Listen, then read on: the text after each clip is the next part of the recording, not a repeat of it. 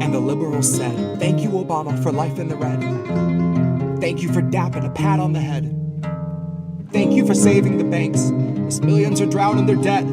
Thank you for all of the fluff and the nothing you said. Thank you for proving we eat up identity politics. All of your policy better forgotten, just tell us what books you read. Tell us what record was top of your playlist, turning a wedding to Day of the Dead. What Quavo song went along on a heavy rotation, bombing Iraqis in bed. When they told you that 90% of your kills are civilian, what Jill Scott chorus was stuck in your head? What put you at rest after such a long day of convincing a nation it wasn't so deeply misled, that you weren't just Reagan with New Age media training, who fed on our hopes like his daily bread, who preyed on the weak, who was never unwilling to serve you a speech to remind you the middle class needed to bleed, and you helped us succeed if you learned to accept it, and better yet, learn how to laugh as they bled. Round of applause, laughter erupts, mic gets dropped, it's the end of his set. And the crowd once hungry are now on stunned from the glow of celebrity, which is impressive, especially since they're contented to sit and be civil while all of the donors are fed. They thin out the herd by 1 million a week if it gives the elite an illusion of peace, like they're out of the path of the future we reap, and they won't be debris in the wake of its tread. But the future is now, bathe in the sound, drown in the dread.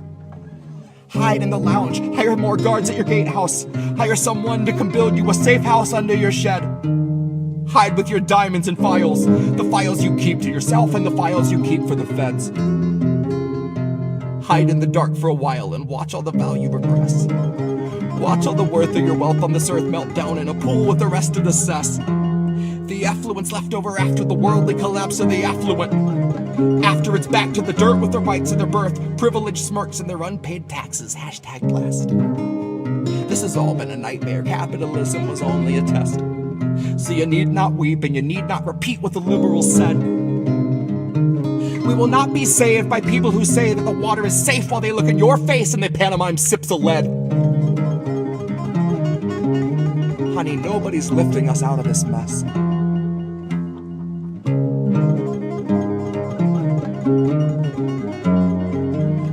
Honey, nobody's lifting us out of this mess.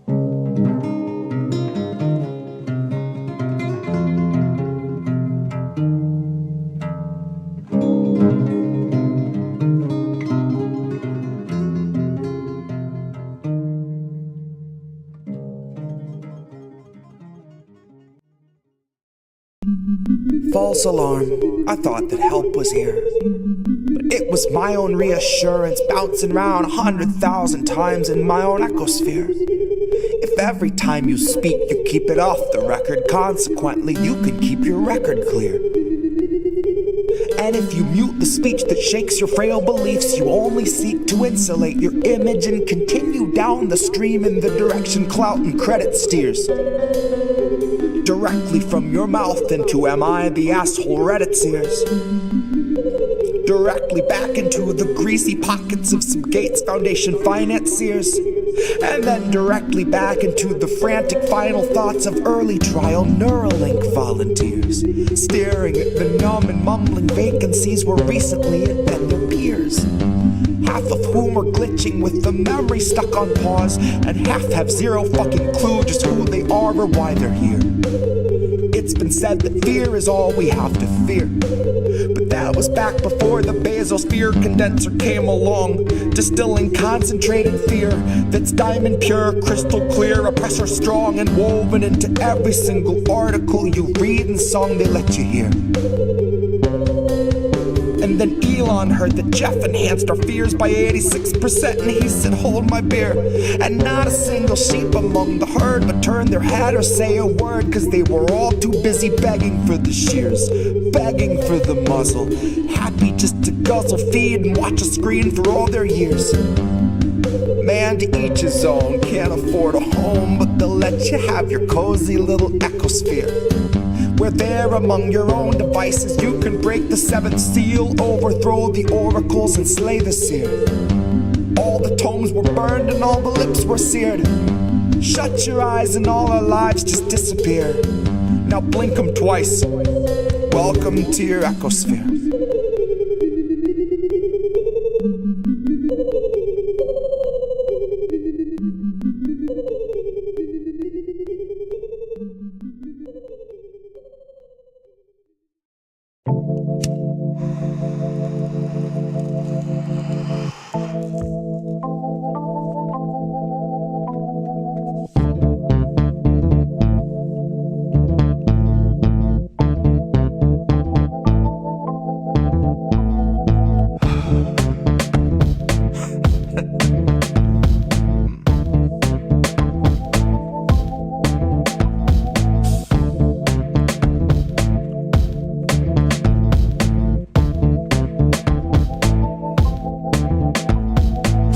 of the free, and you'll know us by the trail of dead. It's just one more world war to complete the set. When you live by the pike, you die by the pith. You die wide-eyed, still pleading the fifth, or crying divine epithets and pathetic attempts at defense. All empathetic for those on your side of the fence. Well, I'll gladly put you and your legacy into an alternate tense of faltering senses and altered events. Like hun, it ain't a hearse, it's a reaper stretch. Ah, how sweet, she said. Bunch of hordes in the street like it's Evil Dead, where the thin blue line meets razor's edge, and where the corporate ladder ascends to a steel-toed boot that awaits on the ledge. You'll be licking it fresh at your boss's request till it stomps each finger and watches you fall to your death and drown in an ocean of debt.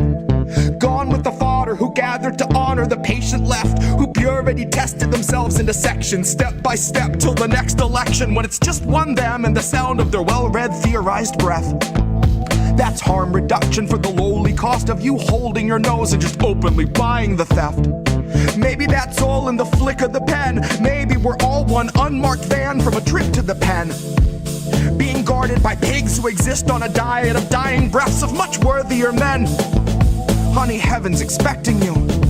Just don't get too hung up on who they let in. Just look up at the shine of the pearly gates. You don't need to worry if there's lead in the paint.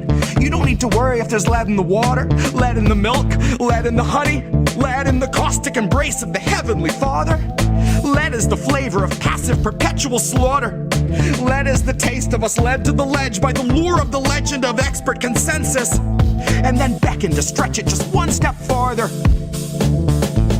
And I hope all the folks who were boastfully gloating and toasting themselves as the heroes of COVID for boosting their boosters and doing their part are now equally thrilled to be starstruck martyrs, all laid in a government grave with anonymous markers, like you're back from the carvers and off to the splicer. You're the very first wave to be slain in the war against Pfizer, that 100 years war against Pfizer. They are thinning the crowd that is striking right now to bleed adequate pay from those inhuman misers, who all sit in their office and designate coffins to people regarded as nothing but profit for Kaiser. Still, the Dems want you nicer. Dems want you softer. Dems want you kinder. Yeah, they all want you graciously starving in silence. You will speak when you're spoken to. Rest of the time, you and all of us peasants are merely depressing statistics neglected in Congress's binders.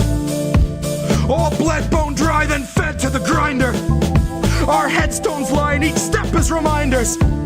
That's a lesson in object permanence learned in the furnace by workers consigned to the fire. Workers bled, bone dry, then fed by the fed to the grinder.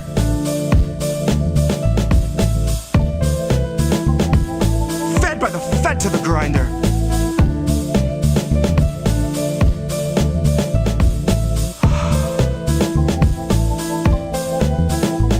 Now the Fed went straight to your head. Mind what you hide in your size unsaid, and your eyes turn blind to the signs unread. Flag bright red, so you let it in bed. You let it inside, and you'll see that it's fed. Never you mind that it grinds your wealth into bread for itself, then it bleeds you dry, then it dines on the dead.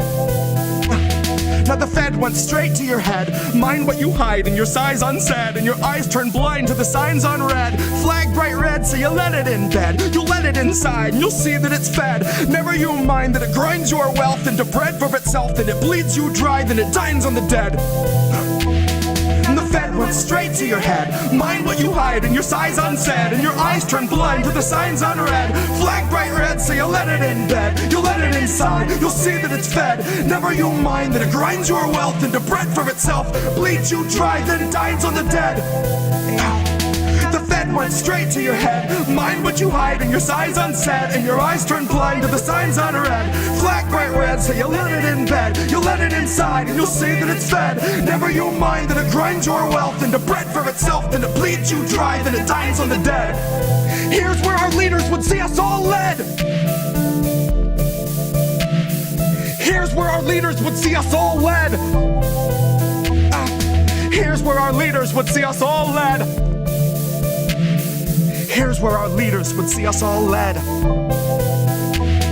The Fed went straight to your head. Mind what you hide in your size unsaid, and your eyes turn blind to the signs unread. Flag bright red, so you let it in bed. You let it inside, you'll see that it's fed. Never you'll mind that it grinds your wealth into breath for itself, that it bleeds you dry, that it dies on the dead. Fed one straight to your head. Mind what you hide, and your sighs unsaid, and your eyes turn blind, and the signs unread.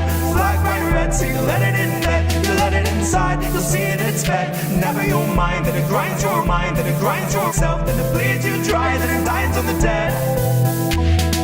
Here's where our leaders would see us all led.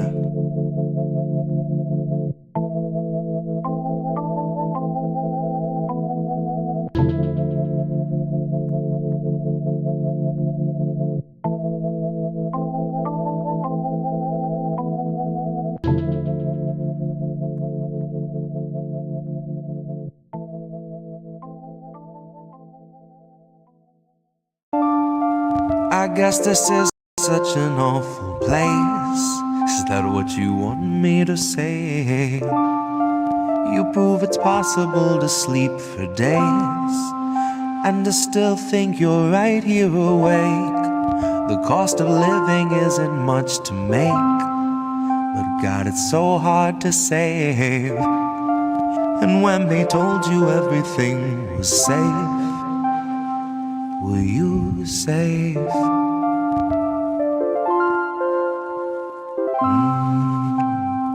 Were you safe?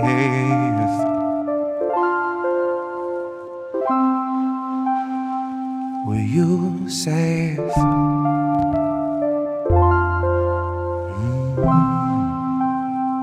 Were you safe?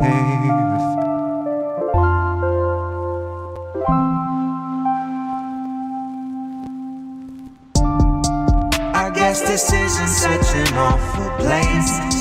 Is that what you want me to say? You prove it's possible to sleep for days and to still think you're right here awake. The cost of living isn't much to make, but God, it's so hard to say. And when they told you everything was safe, were you safe?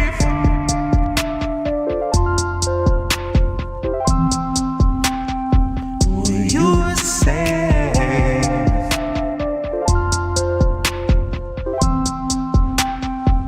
Were you safe?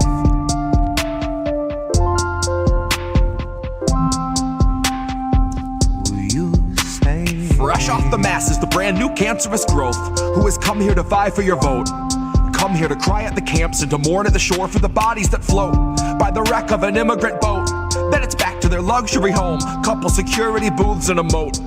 Couple cigars, little escargot, little booze and a soak. Just breathe in the steam and the smoke. Pink salt, lavender, candles are low.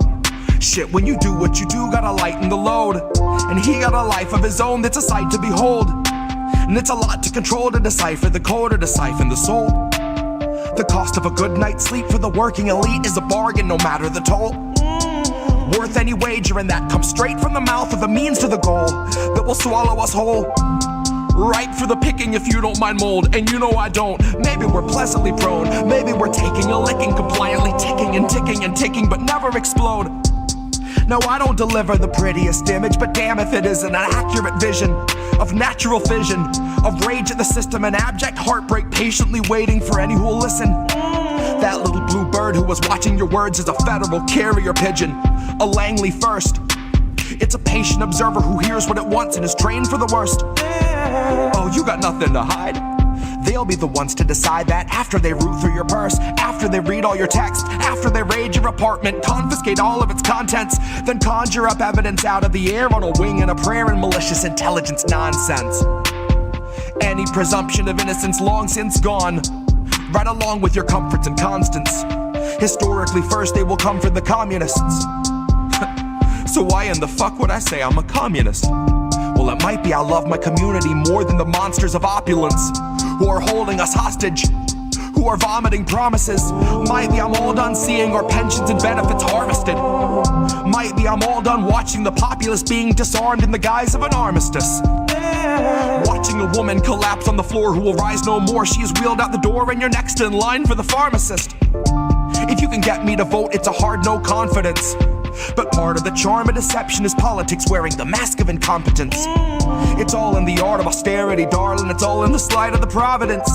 Until home is as wide as your cubicle height and is only as deep as your coffin is. Maybe I'm miles away from impatience, aching to break off the head of the snake where the capital lust, reptile brain, and the margin of profit is. Like off with his. Like off with his. I guess this isn't such an awful place. Is that what you want me to say? You prove it's possible to sleep for days and to still think you're right here awake. The cost of living isn't much to make, but God, it's so hard to save. And when they told you everything was safe, were you safe? I came to be a prophet, but I'll settle for pariah. Between you and me, us. We want to talk right down to earth in a language that everybody here can easily understand. Who are these people? It's us. We're these people. I love that intro. I love that intro so much. I'm here with a different co-host this time, Oz LaFave. Hey guys, thanks so much for having me on. Friend of the show, DJ Joe Nice. How are you, friend? What's good? And you hear Nick say this all the time. The United States is the most propagandized country in the world. We are so fucked, you guys. Again, I'm sorry for being cynical, but seriously, we're fucked. We are fucked. We are well and truly fucking fucked. Just appreciate all the work that you do and the platforms that you all are providing. Hey, you. Doing good. How are you guys doing? And as independent media, we have a responsibility to be, we don't hide our bias, obviously, but we must stay true to the facts. What's up, Pam? Cheers and salutations. Smoke them if you got them. But I am here with a man that I've been waiting to talk to for the last couple of years, Nico House. As an educator, what I would suggest is that, first of all, podcasts like these are made. So you need to be an example for the people and for the future, knowing that your words can actually change the future. What do you feel? What would Kwame Ture feel we would have to do? Well, politics is every day of every minute. You have to be aware of what's going on. Not voting on one day, so the vote has never meant anything. So I'm not a Democrat. See, I would call that guy the Black Obama. No. The issues that we talk about, listen to us. As always, kids, labels are bad. Stay independent. Good night, fam. DIDN News. What up, fam? I don't know what's going on with my intros. Hopefully they're working. What up? It's DIDN News. It is Wednesday, my dudes. Yay! We're here. It's me, Reef, with my co-host as always, Collin Radix-Carter, aka Care Bear. Care Bear, how are you? You doing all right? You doing good? Nice. That's another thing, yeah. Yay! I got a new camera, folks. So, yay! Which makes Reef happy because now he can. I'm centered. Yeah. I guess, which was a problem with. Not to say I just have a very big. Well, wouldn't say very big, but big enough screen. And my old camera was more standard, so so it didn't. It was hard to kind of center me in terms of having it look nice for y'all, kind of look and have it kind of be stable. But I guess now, it is. I guess. Well, just playing with it. So the thing about my camera, it has AI, so it might move whenever I move. So yeah, but either way, we're gonna play. Yeah, we're gonna play around with it for a bit. See, like right now, it's moving. So we're gonna play with it for a while. This will just try and get things a little more stabilized with it as I learn how to use it. But qualities looks, although not to say it looked darker compared to my old one, but like I don't look as washed out Right. with my light on compared to the old one. Like Mhm. this one seems a lot like it's toned down a bit, like Yeah. as far as my skin tone. So Yeah. so yeah, I do. Yeah, I like this one a little better. So, Oh. but Well, yeah, well, we wrote some stories. We did that. yeah, this was a week. Yep. Like it took us 2 hours to kind of figure out what stories we wanted to do. This, like, I mean, we say that I say this. Some weeks, like the last couple, at least I know, oh, I'm gonna do this story, and I would know it from like the weekend. And this weekend, there was not to say nothing that we wanted to report on. Yeah. I guess the main thing people are talking about now is Zelensky. So, and Trump. So, don't care. But that being said, this story did kind of interest me. So we're gonna go. Well, actually, it's funny enough. We're going to be talking a lot about history in terms of the education system, in a way, for at least for both my stories. But we're going to go to class tonight. We always kind of do, but it's tonight, especially, we're going to learn about those of you who might have. I'm sure many of you had to take U.S. history, but those of you who may have been asleep or don't care or just straight up forgot, we're going to talk about Manifest Destiny, for those of you in the chat who are familiar with what that is. And the argument is that Trump is rebooting that. I would argue that not just Trump, but he's the focus. So, but the writer of this article talks about it in a slightly different way, which I do think is kind of a little interesting. So we're going to get into that at the top. And then later on tonight, this will be a little more to preaching to the choir, aka me, as a teacher. But our education system seemingly is under attack. I would argue it is been, like, not due to Trump, but how to teach without fear. In other words, how can we teach the reality of the world, and especially in this country, in a way that helps our students to, as I always say, the reason why I went into teaching is I want to be in a spot where I help facilitate discussions with students as to not telling them what to think, but how to think about things and how to, move in a way that honors other people's opinions and thoughts, even if they might disagree. But more importantly, how can we use the history of the world and this country to really make things better for people at large? So this article kind of gets into that a little bit, but more especially given the executive order that Trump has written in regards to essentially eliminating what is known as quote unquote radical ideology in schools, which is not a thing.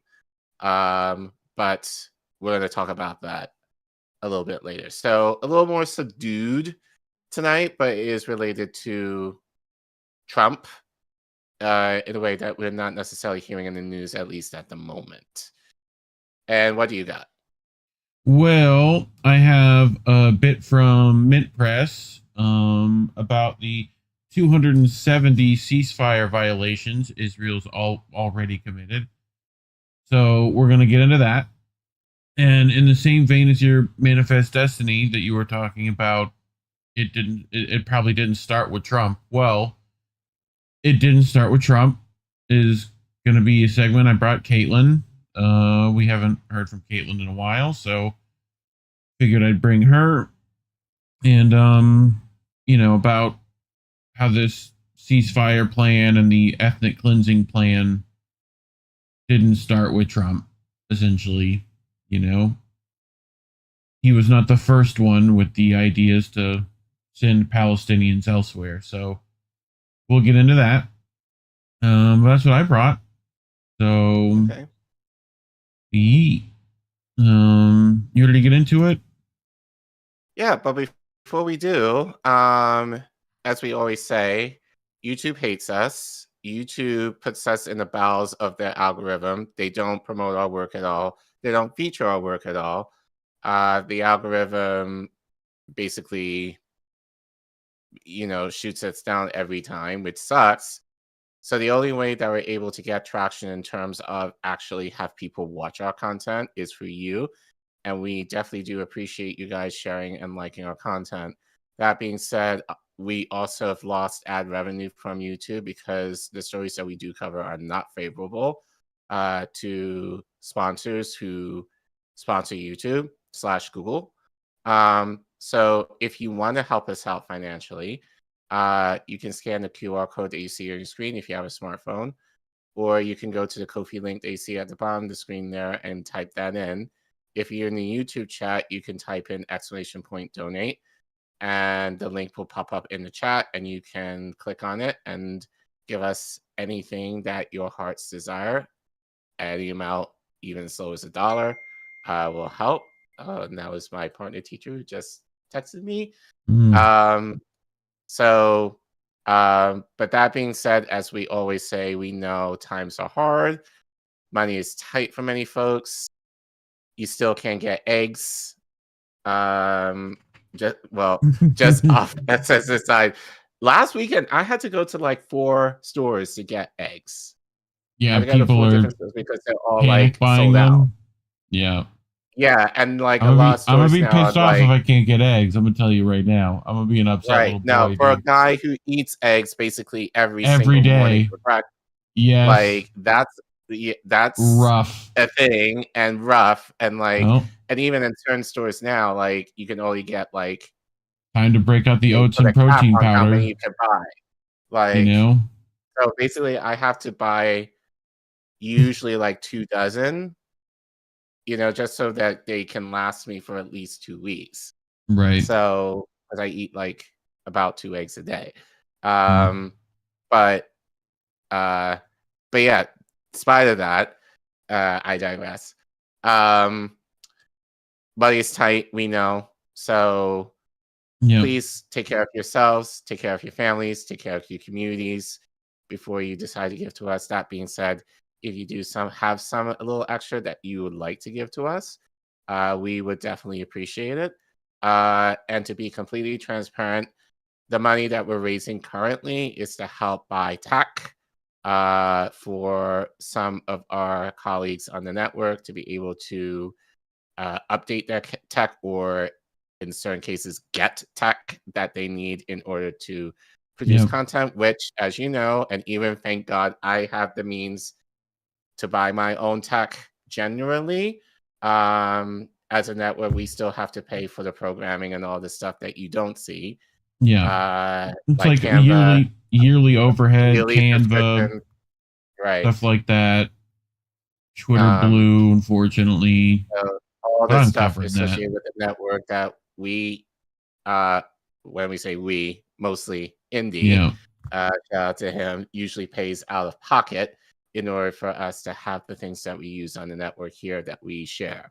So any bit that can help cover those costs, as well as support our colleagues to help them buy the tech that they need to be able to continue producing content, we will thank you immensely for. And as we showed earlier, here's our wall of fame of all our donors for the life of our channel that have given, and we definitely want to see that list grow. So thank you very much for people who have given. Thank you for the ones who will continue to give. But most importantly, the biggest thing that you can help us with is sharing and liking our content and subscribing. Check YouTube to see if you are subscribed, because YouTube does tend to kick people off sometimes. And yeah, we love you guys. So thank you so much for your help and your support.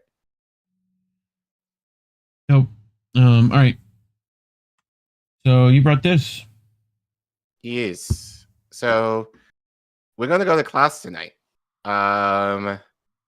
So as I said earlier, for those of you who may have failed history or U.S. history or were asleep during your high school history classes, we're going to talk about Manifest Destiny tonight and how that is assumingly related to Trump. I argue it's a lot bigger than Trump. I would argue in a lot of ways, and even ways that I thought about even today and yesterday as I was prepping for this segment. But we are going to talk about it in terms of, I wouldn't say ideas, but I guess the ideology of Trump and how that kind of relates to the original Manifest Destiny. You were saying? Well, I just find it funny. My two history teachers growing up through school were super libertarian, so they were all for telling you the government is bad. Right. They blame them for the way I am now, So, but shout out Kirby and Brinson. What up, Coach? You know what I'm saying? Anyway,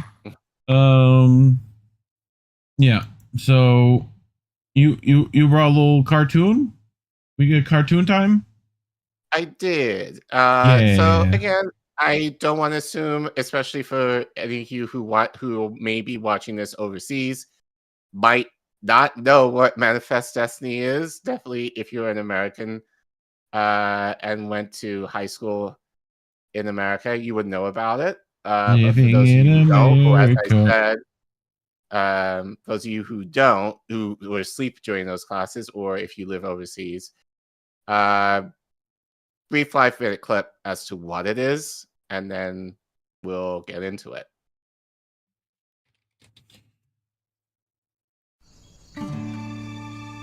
Manifest Destiny. 2 words that embody the mindset of many Americans during the 1800s as the U.S. expanded in size rapidly, both in miles of new territory and in the population itself. What does the term mean? And what were the impacts of the belief in Manifest Destiny? Let's find out together.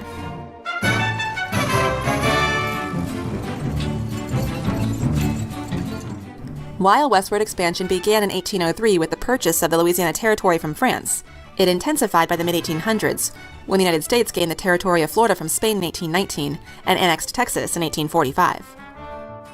There was a growing feeling that it was America's destiny to expand westward to the Pacific Ocean, and that nothing would stop the country's quest in achieving that goal.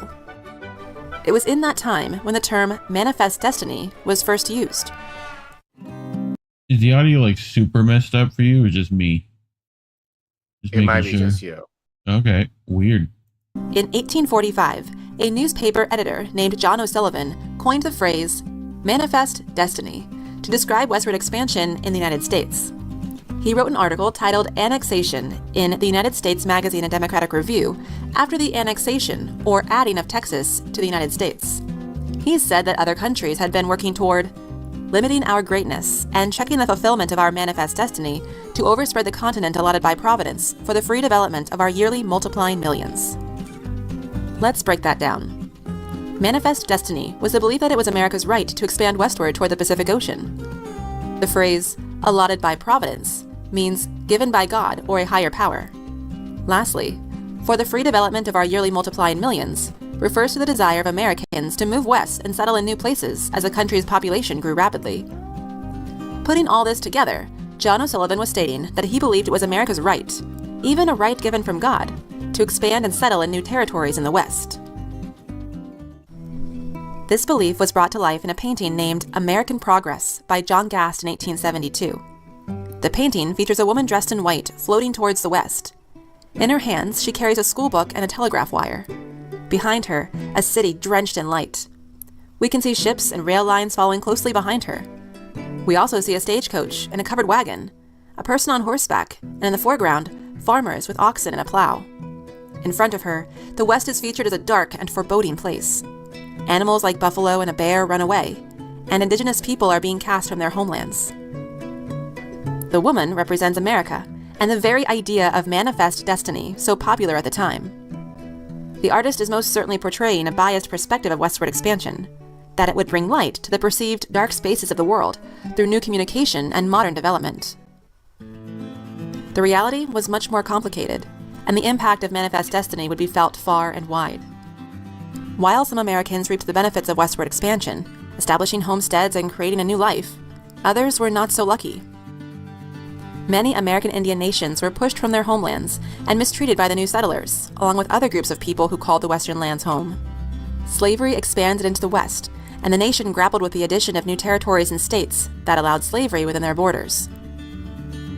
The idea of manifest destiny was so popular, it helped people like James K. Polk win the presidency, and led to the addition of the Oregon Country, the Mexican Cession, and the Gadsden Purchase to the United States. The effect of this time period in American history had far-reaching effects that are still felt to this day, and it's an important subject to spend more time on as you continue in your pursuit of history. You can stop it here. So yeah. So Manifest Destiny 1.0. And as the cartoon said, it's definitely a subject worth talking about, which we're going to tonight. So fast track into the present day. We're going to read this article. Thank you. From Consortium News. This is written by William J. Oter, I guess is how you say his last name. Where a story? He titled a story, I guess. Yeah, that makes more sense. Where he titles this article as Trump Reboots Manifest Destiny. The U.S. president wants to return to the world to 1900 when America was nakedly grabbing everything it could. So he's going to mention a few of the Trumpisms here, but grabbing everything they could. I mean, phrasing. So anyway, so William writes a story. Sorry, I have to do it super Italian. A few years ago, I came across an old book at an estate sale. Its title caught my eye, Our New Possessions, which you could see in that picture there. Yes. Its cover featured the Statue of Liberty against stylized stars and stripes. What were those new... Yep. Ooh. What were those new possessions? The cover made it quite clear. You can't really necessarily see it on the picture that I got, but basically, Cuba, Hawaii, the Philippines, and Puerto Rico are featured on that cover. The subtitle made it even clearer.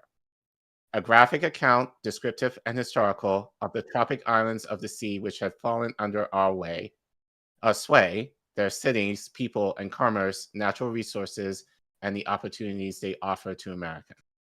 What a mouthful. I am still impressed with the notion that tropical peoples falling under our sway offered real Americans amazing opportunities, as did their lands. Consider that Manifest Destiny at its boldest, imperialism unapologetically being celebrated as a new basis for burgeoning American greatness. You can probably see where we're going with this. The year that Imperial Celebration was published, 1898, won't surprise students of U.S. history. America had just won its splendid little imperial war with Spain, an old empire very much in the decline and fall stage of a rich, long, repetitious history. And just then, red-blooded Americans like Rough Rider Teddy Roosevelt were emerging as the inheritors of the conquistador tradition of an often murderously swashbuckling Spanish Empire. Of course, freedom-loving Americans were supposed to know better than to follow in the tradition of old-world imperial exploitation. Nevertheless, cheerleaders and mentors like storyteller Rudyard Kipling were then urging Americans to embrace Europe's civilizing mission, to take up the white man's burden, to spread enlightenment and civilization to the benign, darker-skinned peoples of the tropics. Yet, to cite just one example, U.S. troops dispatched to the Philippines on their civilizing mission quickly resorted to widespread murder and torture, methods of pacification that might even have made Spanish inquisitors blush. That grim reality wasn't lost on Mark Twain and other critics who spoke out against imperialism, American style, with its murderous suppression of Filipino guerrillas and bottomless hypocrisy about its civilizing motives. After his exposure to enlightened all-American empire building, retired Major General Smedley Butler, twice awarded the Medal of Honor, would bluntly write in the 1930s of war as a racket and insist his long career as a Marine had been spent largely in the service of gangster capitalism. Now, there was a plain-speaking American hero. And speaking of plain speaking, or perhaps plain boasting, I suggest we think of Donald Trump as America's retro president from 1898. Isn't it time, America, to reach for our destiny once again? Isn't it time for more tropical and Arctic peoples to be put under our sway? Greenland, Canada, the Panama Canal. You could probably include the Gulf of Mexico. Yep. Gulf of America, sir? Gulf of America? Oh, it's Gulf of America. American bullshit. Yeah. Mm-hmm. These and other regions of the globe offer Donald Trump's America so many opportunities, quote unquote. And if we can occupy an area like the Gulf of Mexico, the least we can do is rebrand it the Gulf of America. A lexicograph mission accomplished moment brought with no casualties, which sure beats the calamitous wars of George W. Bush and Barack Obama in this century. Now, here's what I appreciate about Trump: the transparent nature of his greed. He doesn't shroud American imperialism in happy talk. He says it just like they did in 1898. We're going to go get him for the oil. Right. We need the oil. We need the resources under Ukraine. Right. The Palestine's free real estate. Right. Right. Like, this is why we keep saying real estate. Right. This is why we keep saying, you know, it's not to say we don't like Republicans here either, but they're at least honest with what they want. You know, Democrats pretend that they're for you, but they want the same thing too. So a little more covert actually in their practice. Let's see if I can find. Hold on 1 second. I wanted to talk about Gulf of Mexico real quick. I want to find this will work. So at one point, I already had it up. At one point, all of this. So what's down here? What's this bit? We got what? Right, that's Cuba. Cuba, correct. Yeah. This is the Dick of America, Florida. I'm right there, right in front of the ball sack. Right, you could go right across. This is anyway. So Louisiana, right? We bought that from the French. So, but right here, from all the way this way to over here, right? The bottom Louisiana and whatnot was the Spanish. Right. See, they called all this Mexico. So therefore this is the Gulf of Mexico. Got it. Okay. I just want people to understand that it used to not all be America there. Right? We bought that shit. So yee. Okay, glad we're caught up. Glad we got that little side knowledge there. But yes, you were saying? Yeah. Go back. I want to see if I read. Oh, I think let me did. see. No, I didn't. I didn't finish that. Now, here's what I appreciate about Trump: the transparent nature of his greed. He doesn't shroud American imperialism with happy talk. He just says it like they did in 1898. It's about resources and profits. Yep. As the dedication page to that old book from 1898 put it, to all Americans who go a pioneering in our new possessions, and to the people who are there before them. Oh, and pay no attention to that before caveat.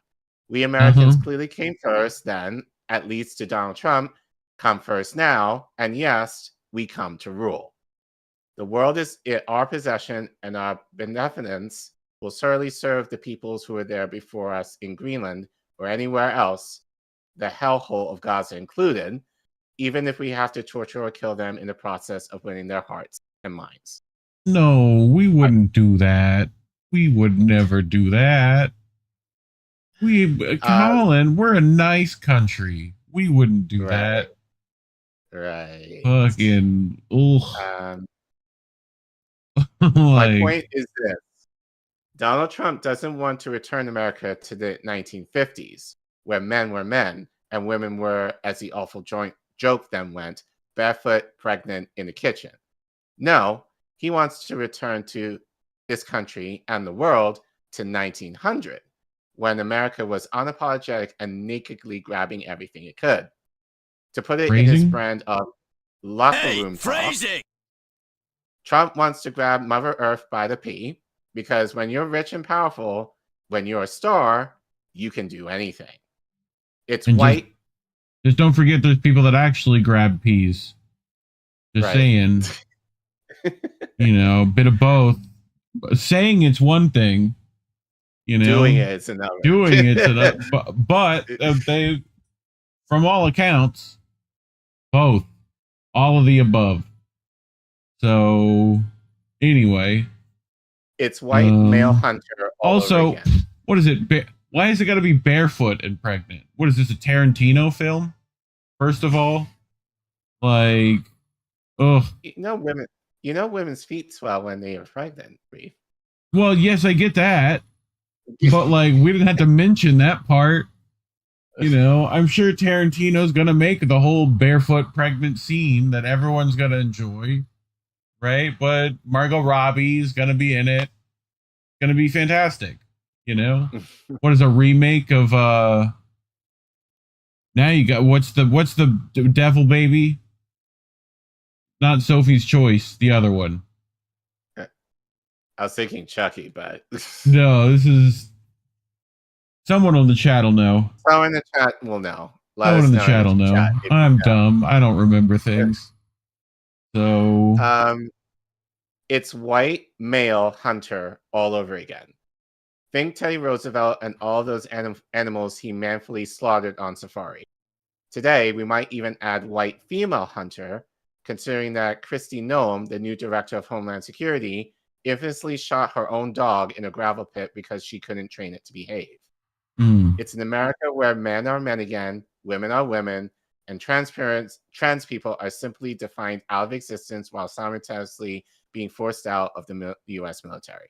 Roll the bean footage. Where's that at? Damien, I think, is who you're thinking of. Rosemary's Baby. Cynic got it right. Oh, okay. Cynic wins. Hold. Where's this thing at? I know I saved it. Not Parenti. Apparently I didn't save it. All right, continue. My apologies. To replace the yellow journalism of newspaperman William Randolph Hearst in that age, think of the corporate-owned media networks of today, with billionaire owners like Jeff Bezos showing due deference to you know who. For the robber barons of that age, substitute men like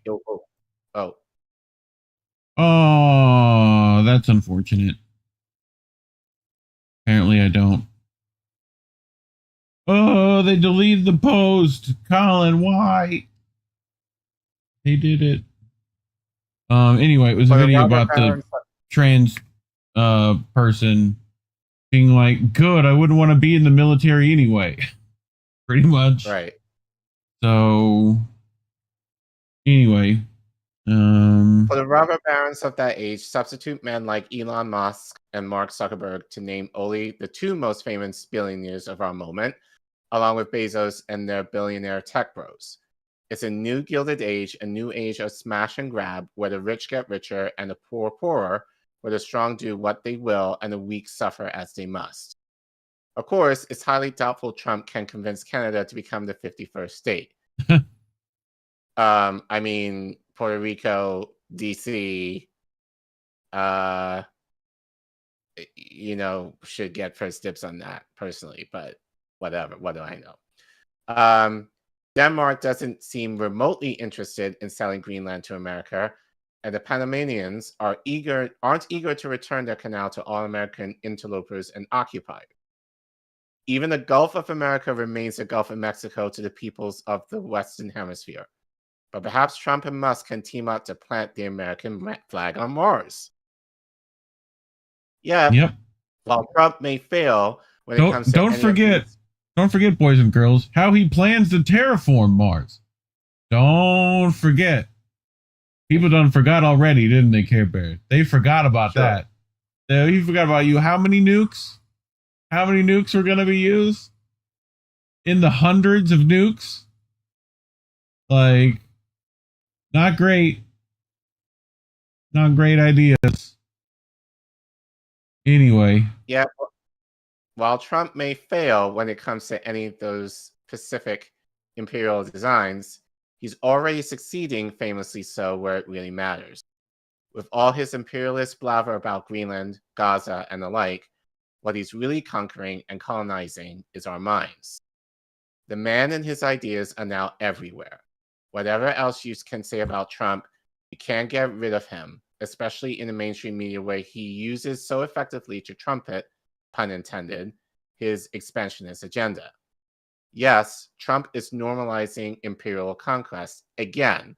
Yes, naked exploitation is unapologetically destiny again.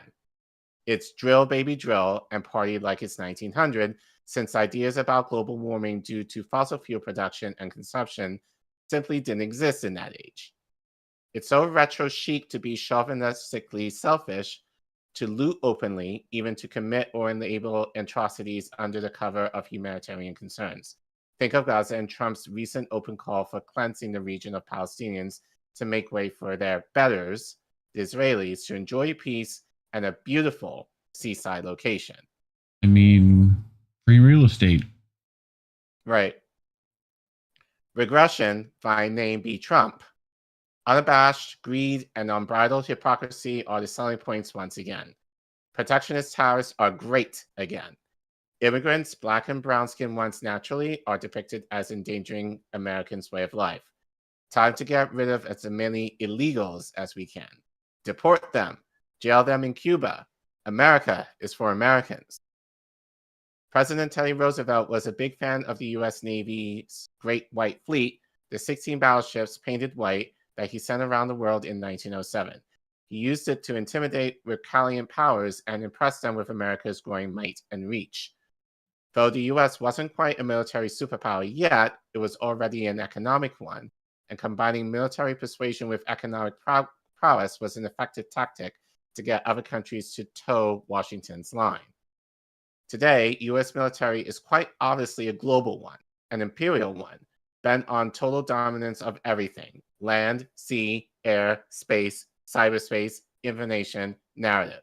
You name it, and our military and its partners in what Ray McGovern calls the mishmash, which includes industry, Congress, intelligence, the media, academic, and think tanks, conspire to seize, occupy, control, and otherwise dominate.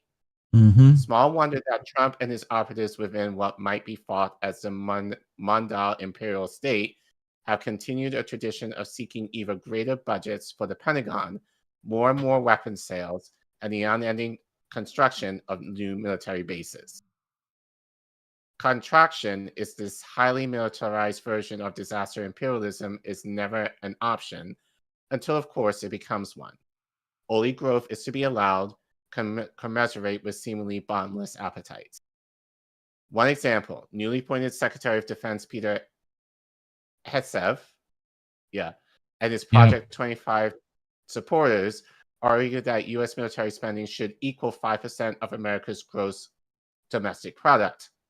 With this country's GDP sitting at just under $29 trillion in 2024, that will drive an imperial war budget of $1.45 trillion instead of the nearly $900 billion in this year's Pentagon's budget. I still think Hegseth sounds like a Cthulian demon, but I mean, for all he is Hegseth, like it's very, yes, the slimy Hegseth.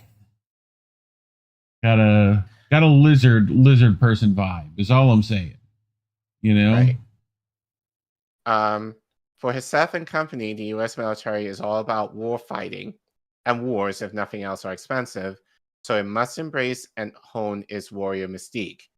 It matters to him, and it's like not at all that since 9/11, if not before then, the U.S. military has owned his war-fighting identity in disastrous wars in Afghanistan, Iraq, Libya, and elsewhere. Another example, just before I retired from the U.S. military in 2005, I learned of efforts to create a new military command with sub-Saharan Africa as its focus. We talked about that, I think, almost 2 years ago now, with the bases that the U.S. has built, that many of them we don't even know. We are aware of them, but we don't know exactly where they are because they're so top secret. At first, it seemed like a joke. How is Africa directly related to U.S. national security? Whence the threat? Of course, Africa as a threat wasn't the issue. It was Africa as an arena for U.S. economic exploitation, just as it had been for European countries like Belgium, England, France, and Germany circa 1900, most infamously in the Congo, later exposed as the heart of darkness at the center of a European imperialism that would contribute for the tensions leading to the eruption of World War I in 1914. 2 years after I retired, the U.S. military did indeed form Africa Command, AFRICOM, as its latest combatant command. Today, every sector of the globe has been accounted for by various commands within the Pentagon assigned to 4-star generals and admirals, each in his or her own way as powerful as, once upon a time, the proconsuls of the Roman Empire. With all this background in his own mind at least, Donald Trump doth best ride the world like a colossus.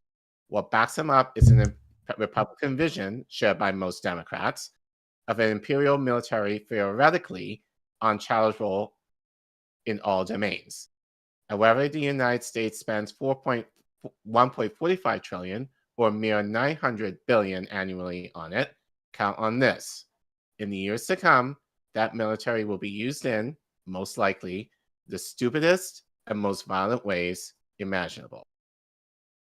If you buy the conceit that Donald Trump is taking America back to 1900, it suggests a likely starting point for the next world war roughly 10 to 15 years in our future.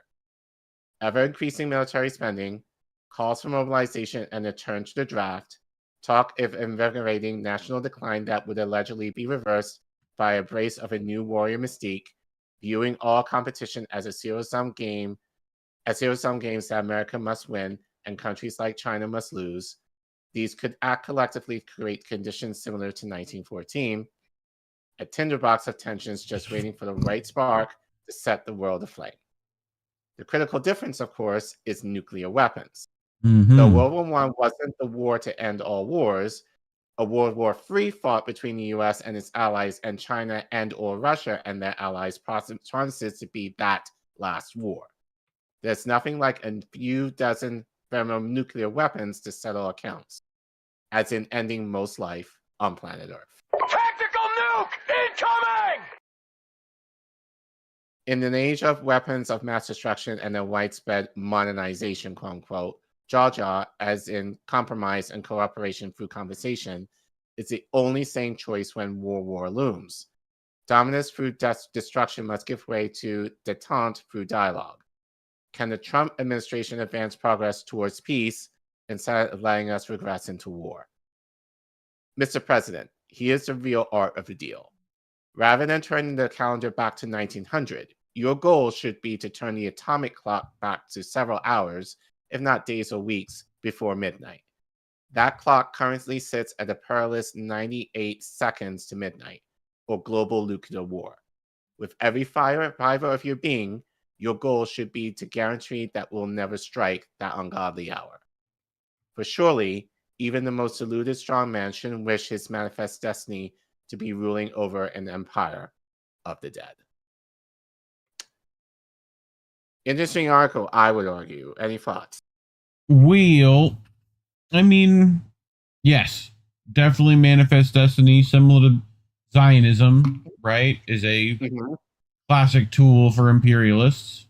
So, you know, like, and all of the above are part of the problem.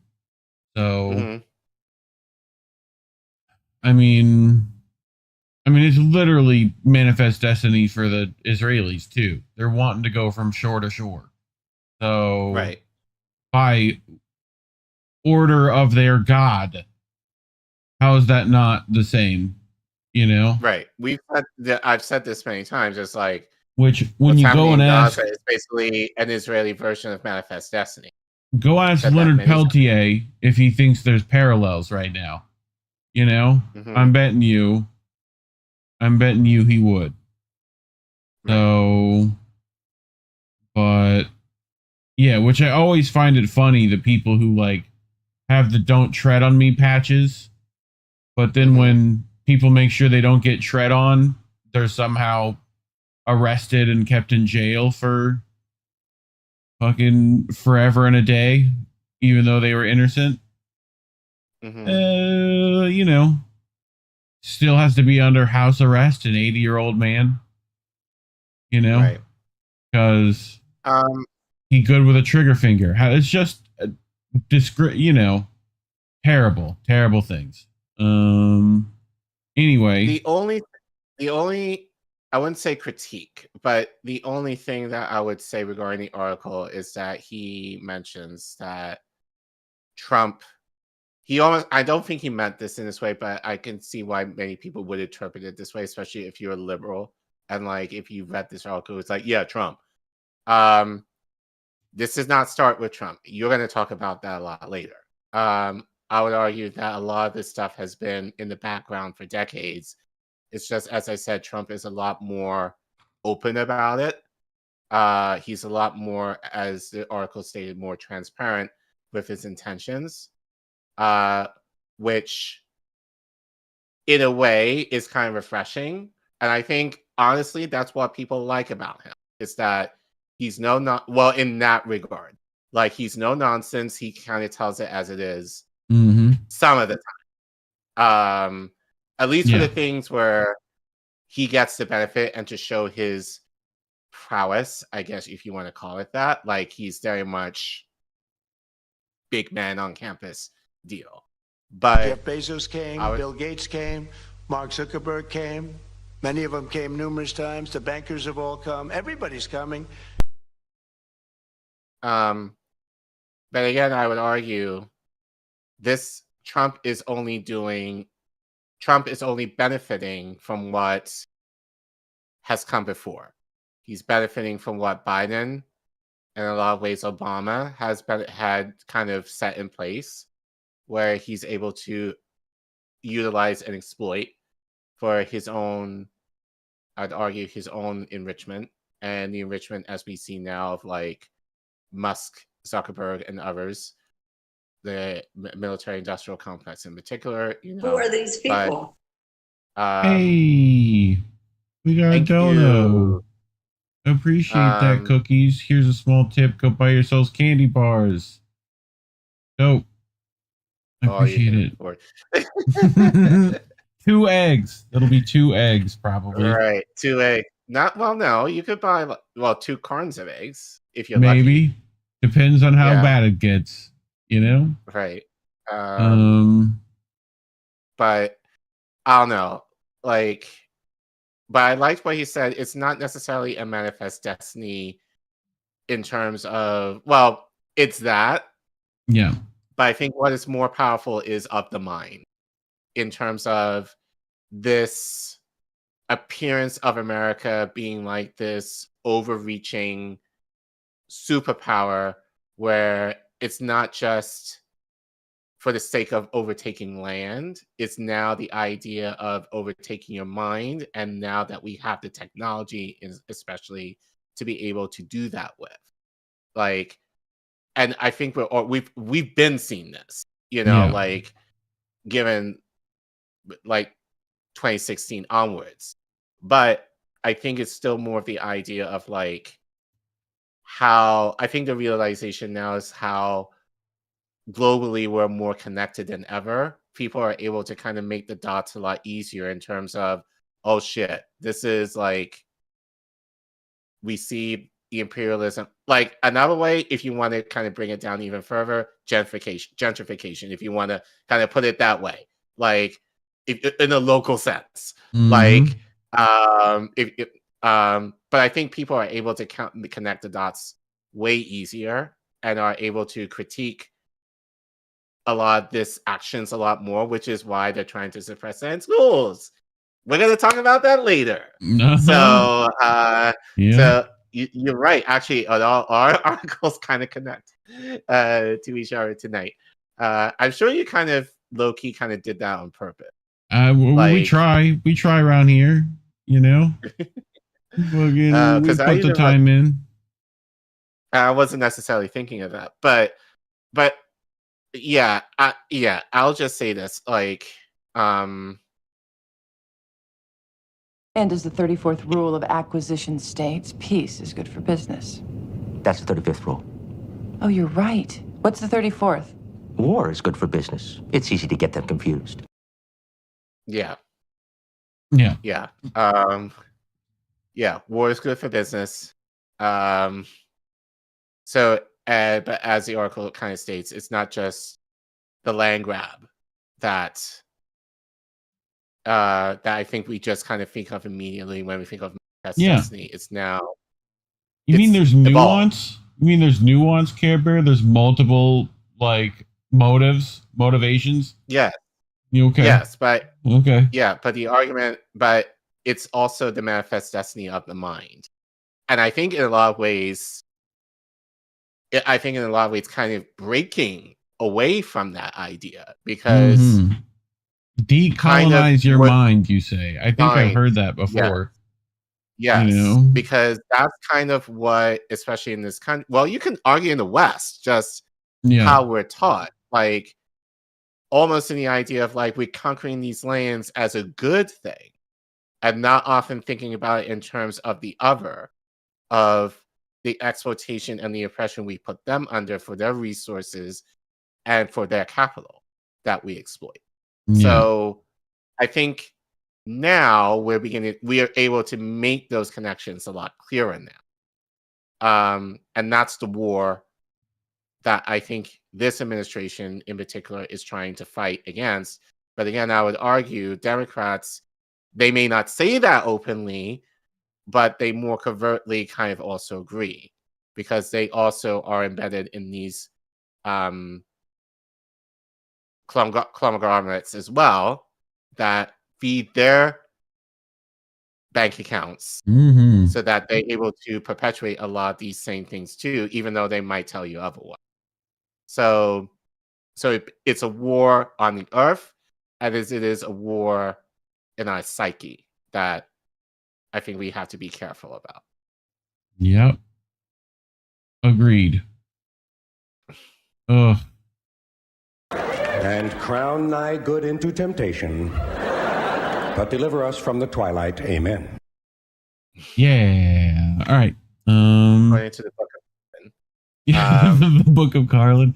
Dude, I actually kind of want to, if you just go through all of his like recorded stuff, you totally could like actually get Book of Collin with chapter and verse. You know, I'd be okay with that. I would purchase that novel. Thank you very much. I'd get it leather bound. It'd be the biggest book on my shelf, dude. Are you kidding me?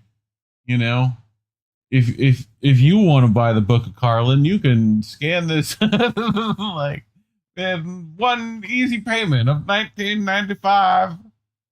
Like, anyway, you know, if you want to keep the lights on over here, you can go to co-fi.com/indienewsnetwork, scan that QR code on your screen, or always in the description below. You know, we appreciate it, but we get it. Times are tough. The rich get richer, as they say, but, you know, just like and subscribe. help fight suppression. Only you can help fight those. So leave a comment. Let us know what you think. But otherwise, subscribe. And thanks for watching. Yay. We did it. We did it. American bullshit. But yeah. All right, to the chats. Yeah, we and did try and not well, you can talk about whatever, but if you talk about stuff that is related to the segment. Yeah, now it's time for the pop quiz. What did everyone think? You know? Yeah. We don't wait for super chats to read your comments. So Collin will grade the test on a curve, so you know, no pressure.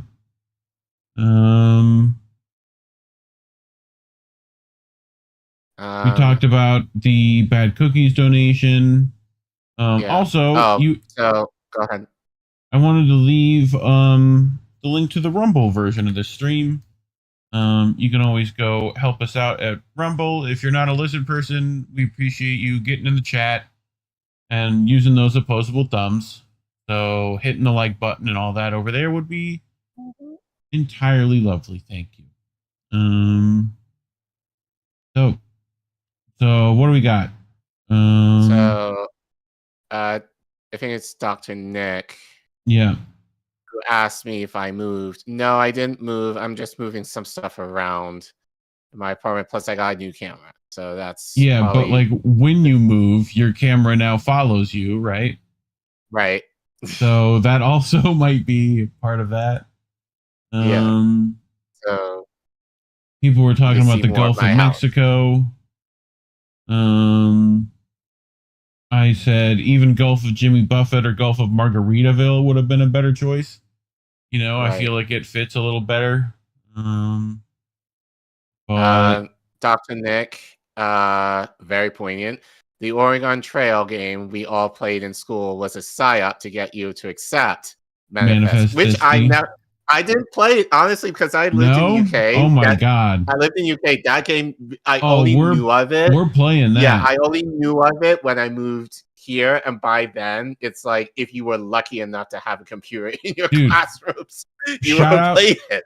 But like, shout out, you know, Mr. Kirby and whatnot. But he literally printed out a text version of the Oregon Trail for like everyone to play, right? Like literally it was like you could enter a command and he would like go through it that day, right? And like, you know, it was like we did it over like a month or whatever, you know, like, so it's like every day was an actual day. So like we literally got to see how long it would have taken to like do that, or like how long it took before we died. You know what I mean? Which was like very quickly. Like you died very quickly in that game. So well, we know about that dysentery. But yeah, every time I do think of Manifest Destiny, I do think of the Oregon Trail and the video game. So yeah, even though I didn't really play it at all in my childhood, so probably more fortunate I didn't. So let's see. What happened? Okay. No, I thought I heard something moving in my house that shouldn't be moving. But oh no! It's Colin's got. He's gonna get a little bear pop out behind him. We're all gonna be. It's gonna be a jump scare. He set it up. That's my records. It's coming from inside the house. Dr. Nick, Christy likes hunting big game puppies. Yep. Also, Dr. Nick, if I called it the Gulf of Mexico, will my eggs be cheaper?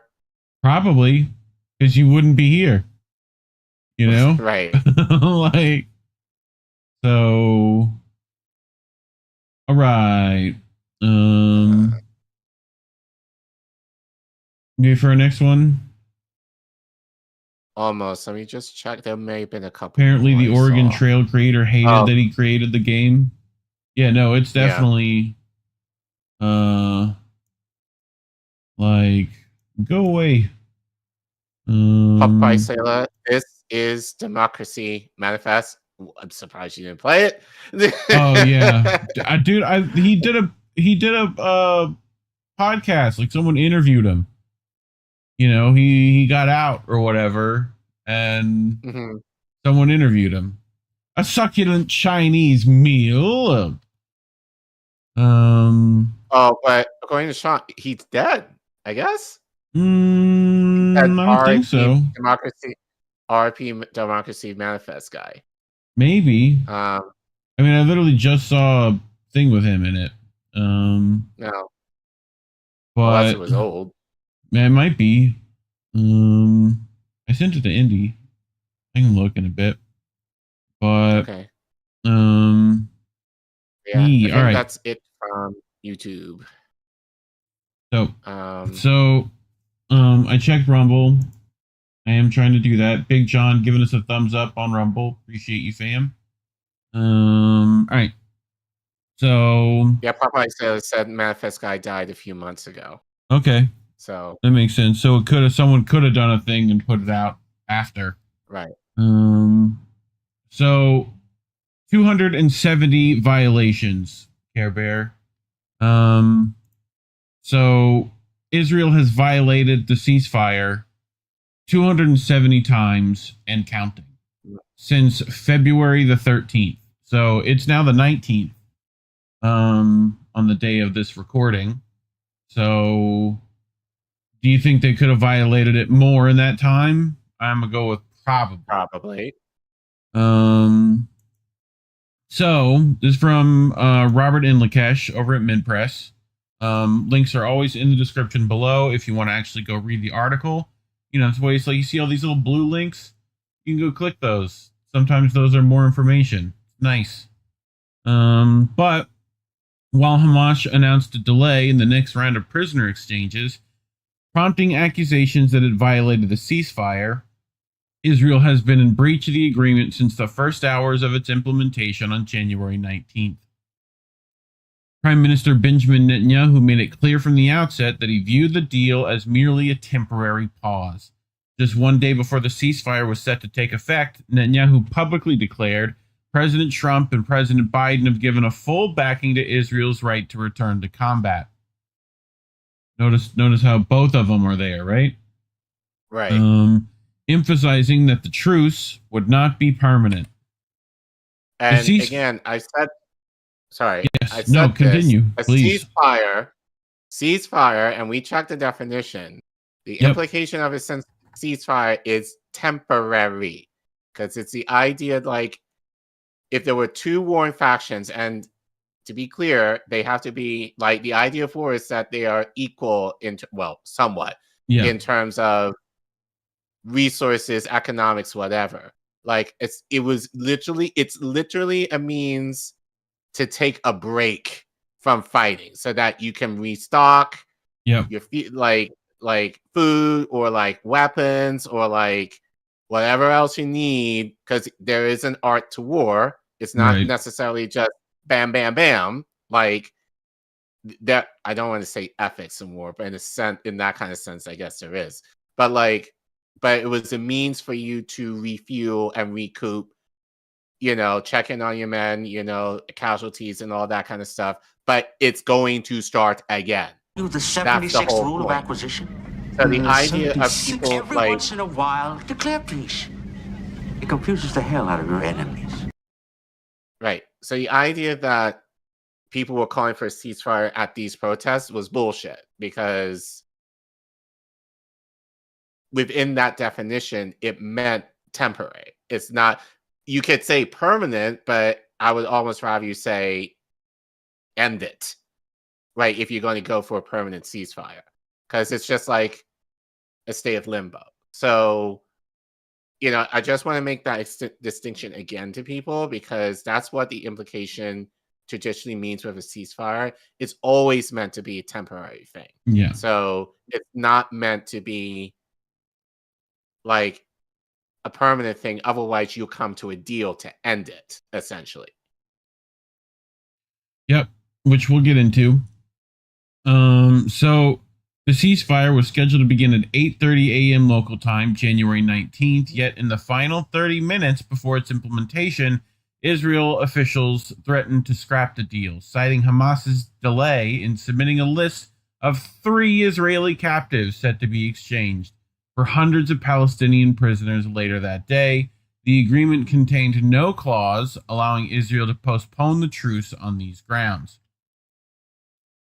At the ceasefire deadline that morning, Israeli military spokesman Daniel Hagari announced that military operations would continue until Hamas provided the required list of captives. In the interim, Palestinians briefly took to the streets, celebrating what they believed to be the official end of the war. The moment was short-lived.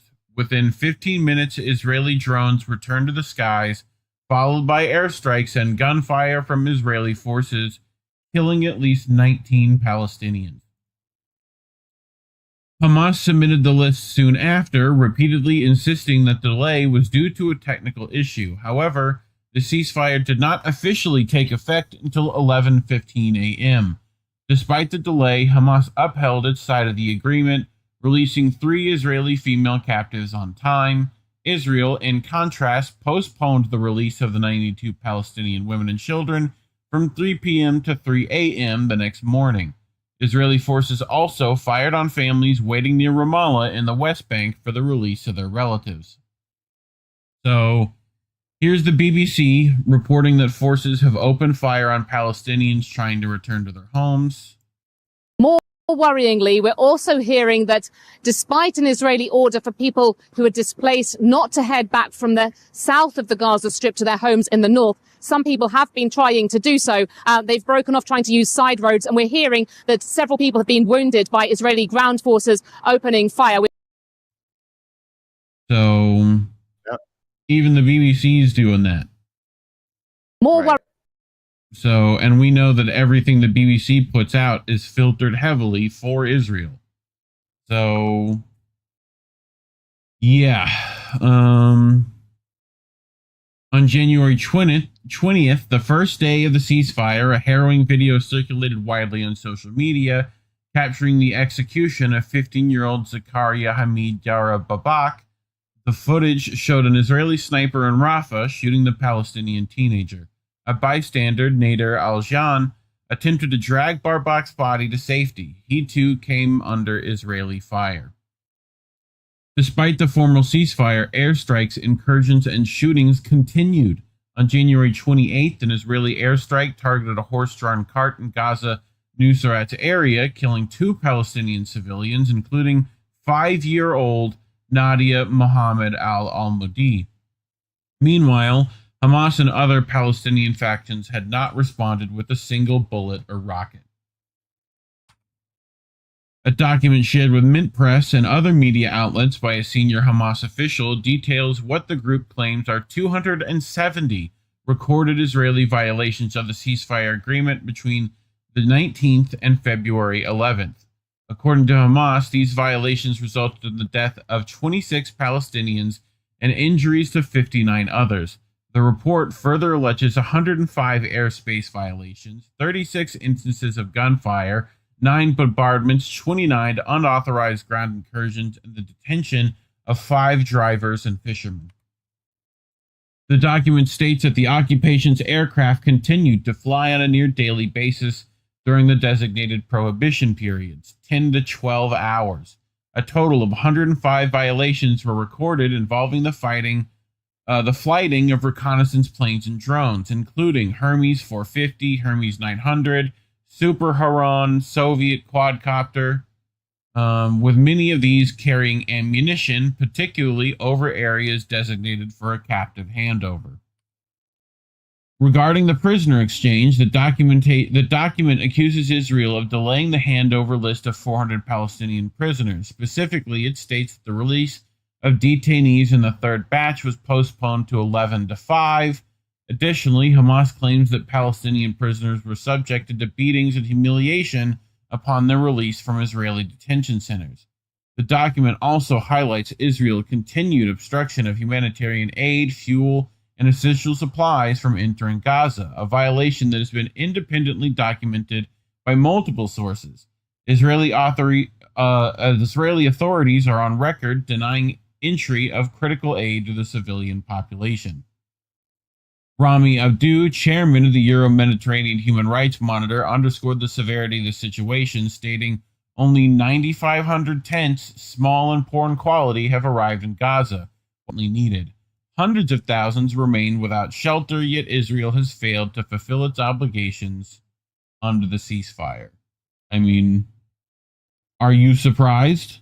From the outset, no. Prime Minister Netanyahu has signaled his intent to undermine the ceasefire before it could transition into its second phase. Some Israeli officials even proposed prolonging the first phase of the agreement to prevent the war from ending and to maintain the ongoing prisoner exchange. Meanwhile, Trump has taken an aggressive stance, warning that if Hamas fails to release all Israeli captives by noon on Saturday, he will, quote, open the gates of hell, end quote. So that's where we stand. So before I get into this, any thoughts so far? No.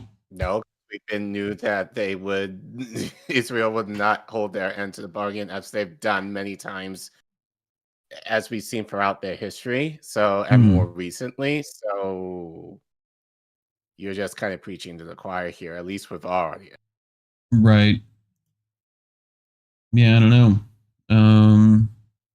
But let's, so this is from Haaretz, right? Which quote, Israeli sources believe Netanyahu intends to derail Gaza's ceasefire as delegation heads to Doha. So this is Haaretz saying that, like,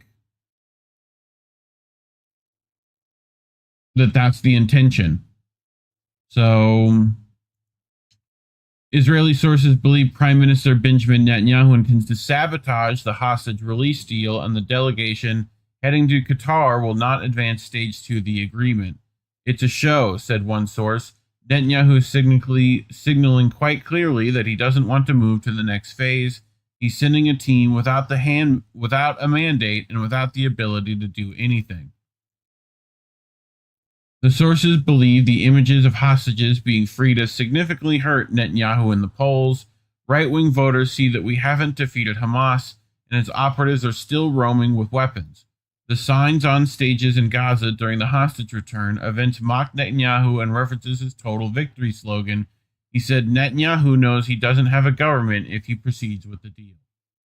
So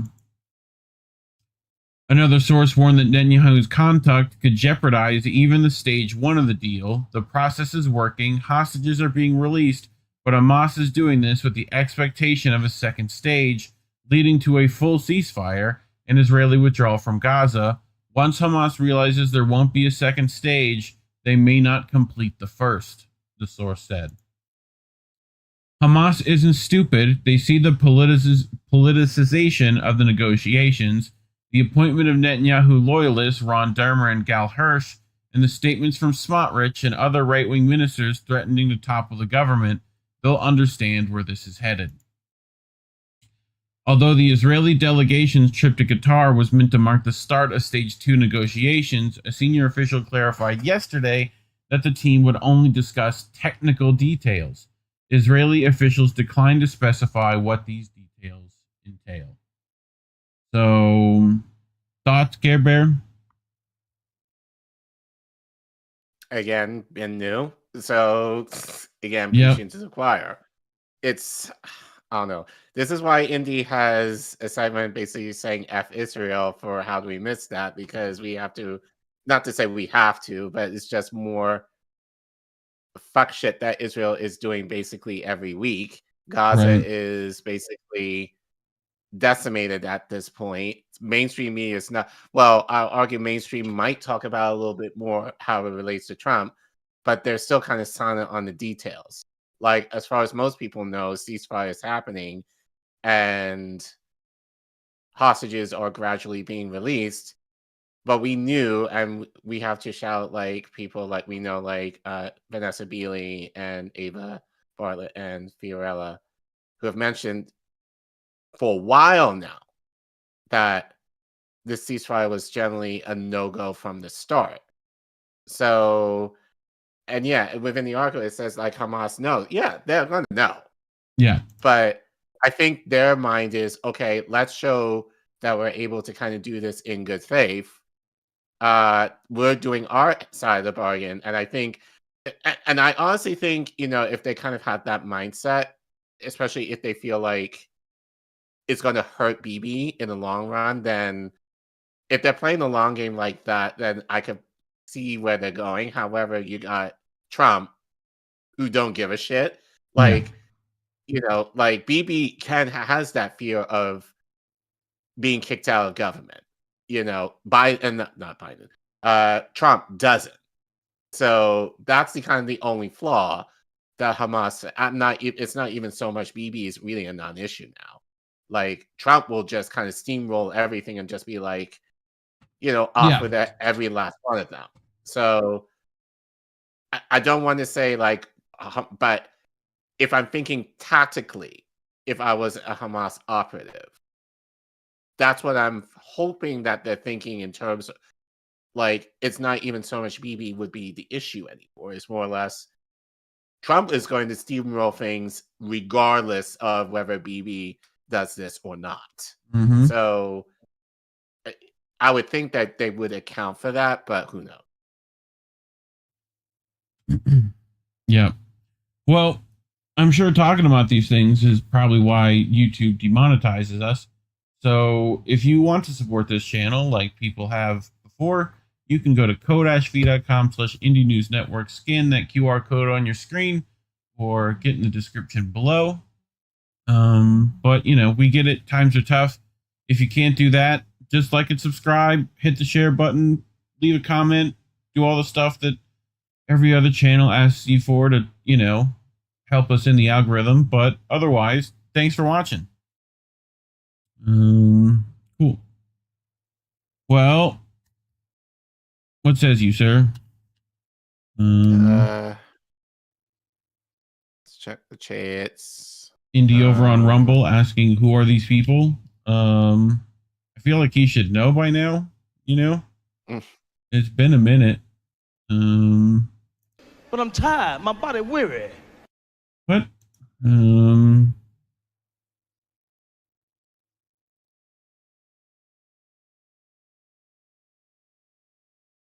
Oh, Bad Cookie said, here we go. The ceasefire is just a pause for 6 weeks. That's no, yeah. So when Kamala said that, she was actually correct. Yeah. Yeah, like, pretty much. Ironically. But yes, like, ceasefires are meant to be temporary. Like, they're never permanent. So kind of the idea of a permanent ceasefire in a way is a misnomer. Like, you have deals to try and essentially end the conflict or war, whatever. Like, ceasefires, you literally just meant as a pause, as it is a pause. Right. So you're basically saying a permanent ceasefire, a permanent pause.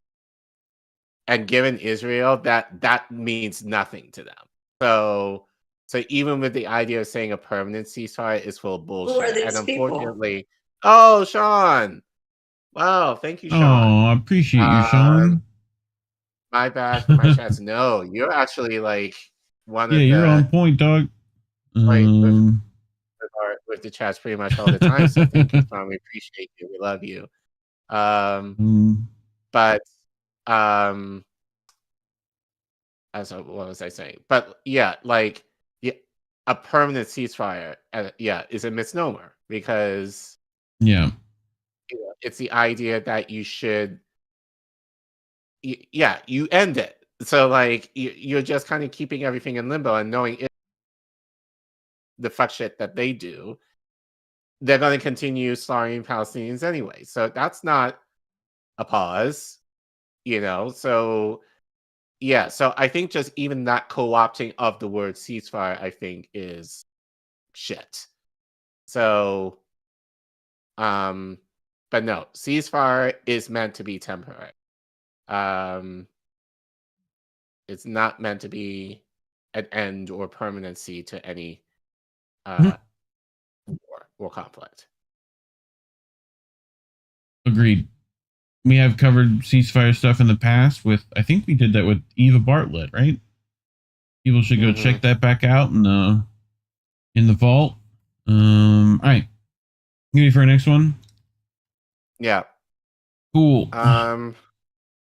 So this one, so we talked about history in our my last segment regarding Manifest Destiny. So we're gonna go not into that but in a similar sense of how can we teach these subjects in a way that kind of helps our students know of the reality of why we're here and what can we do to prevent future occurrences of those actions from happening again.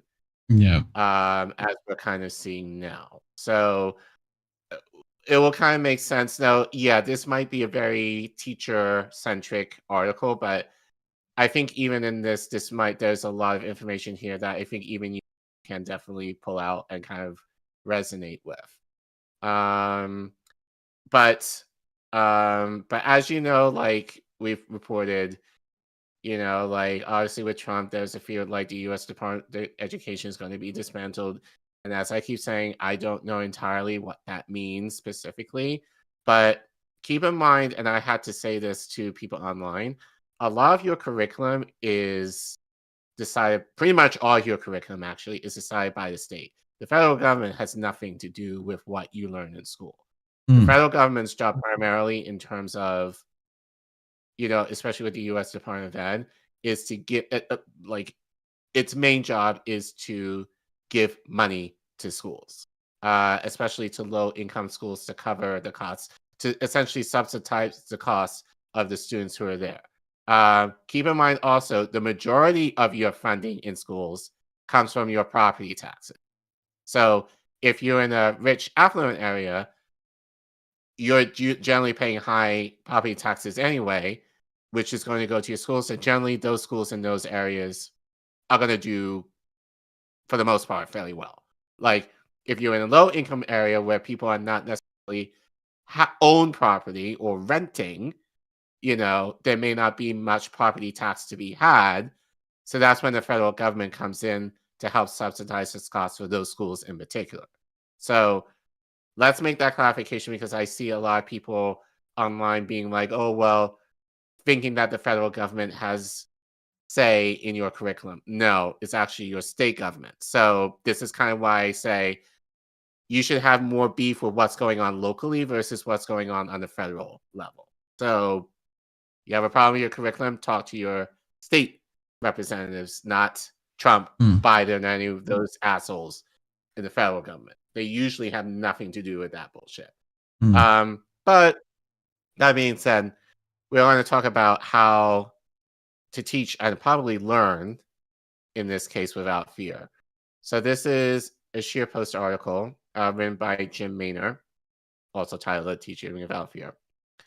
And he starts with, now, I have issue with John Lewis. This may not be popular among the Black community, but I think he's he is a sellout. He is, I think, just kind of typical, like, revolutionary type, but he got in within the right crowd that enriched him, and he started being shit libby. But this is one of the quotes, especially within my circles, that I hear a lot that is kind of nauseating to me, just knowing he's right, but just knowing what he became to be for the latter years of his life is just kind of sickening to me. But he starts with this quote from him that he tweeted in 2018 that a lot of people that I know in my circles use a lot, where he said, "Do not get lost in the sea of despair. Be hopeful, be optimistic. Our struggle is not the struggle of a day, a week, a month, or a year. It is the struggle of a lifetime. Never, ever be afraid to make some noise and get in good trouble, necessary trouble." Yeah, it's funny how it's easy to say that when Republicans president, but people are not as quick to do that, or kind of more tepid to do that when it's a Democrat. But I digress. But anyway, Jim writes, more than 4 years ago, I wrote a piece entitled "Patriotic History is Fake History," in which I reported that then President Donald Trump, during his first term, had insisted that we must teach our children that they are the citizens of the most exceptional nation in the history of the world. I beg to differ, but I digress. At the same time, he signed an executive order to establish a national commission to promote patriotic education, calling it the 1776 Commission. It would be based on the 1776 report that was released by the commission to promote, quote unquote, patriotic education. Despite the fact that the 1776 report had been criticized by historians for being filled with errors and partisan politics, it was reestablished by Trump last month as part of an executive order titled Ending Radical Indoctrination in K-12 Schooling. Anyone teaching American history should become familiar with what is in this new executive order, because it is directly aimed at what me and other teachers teach.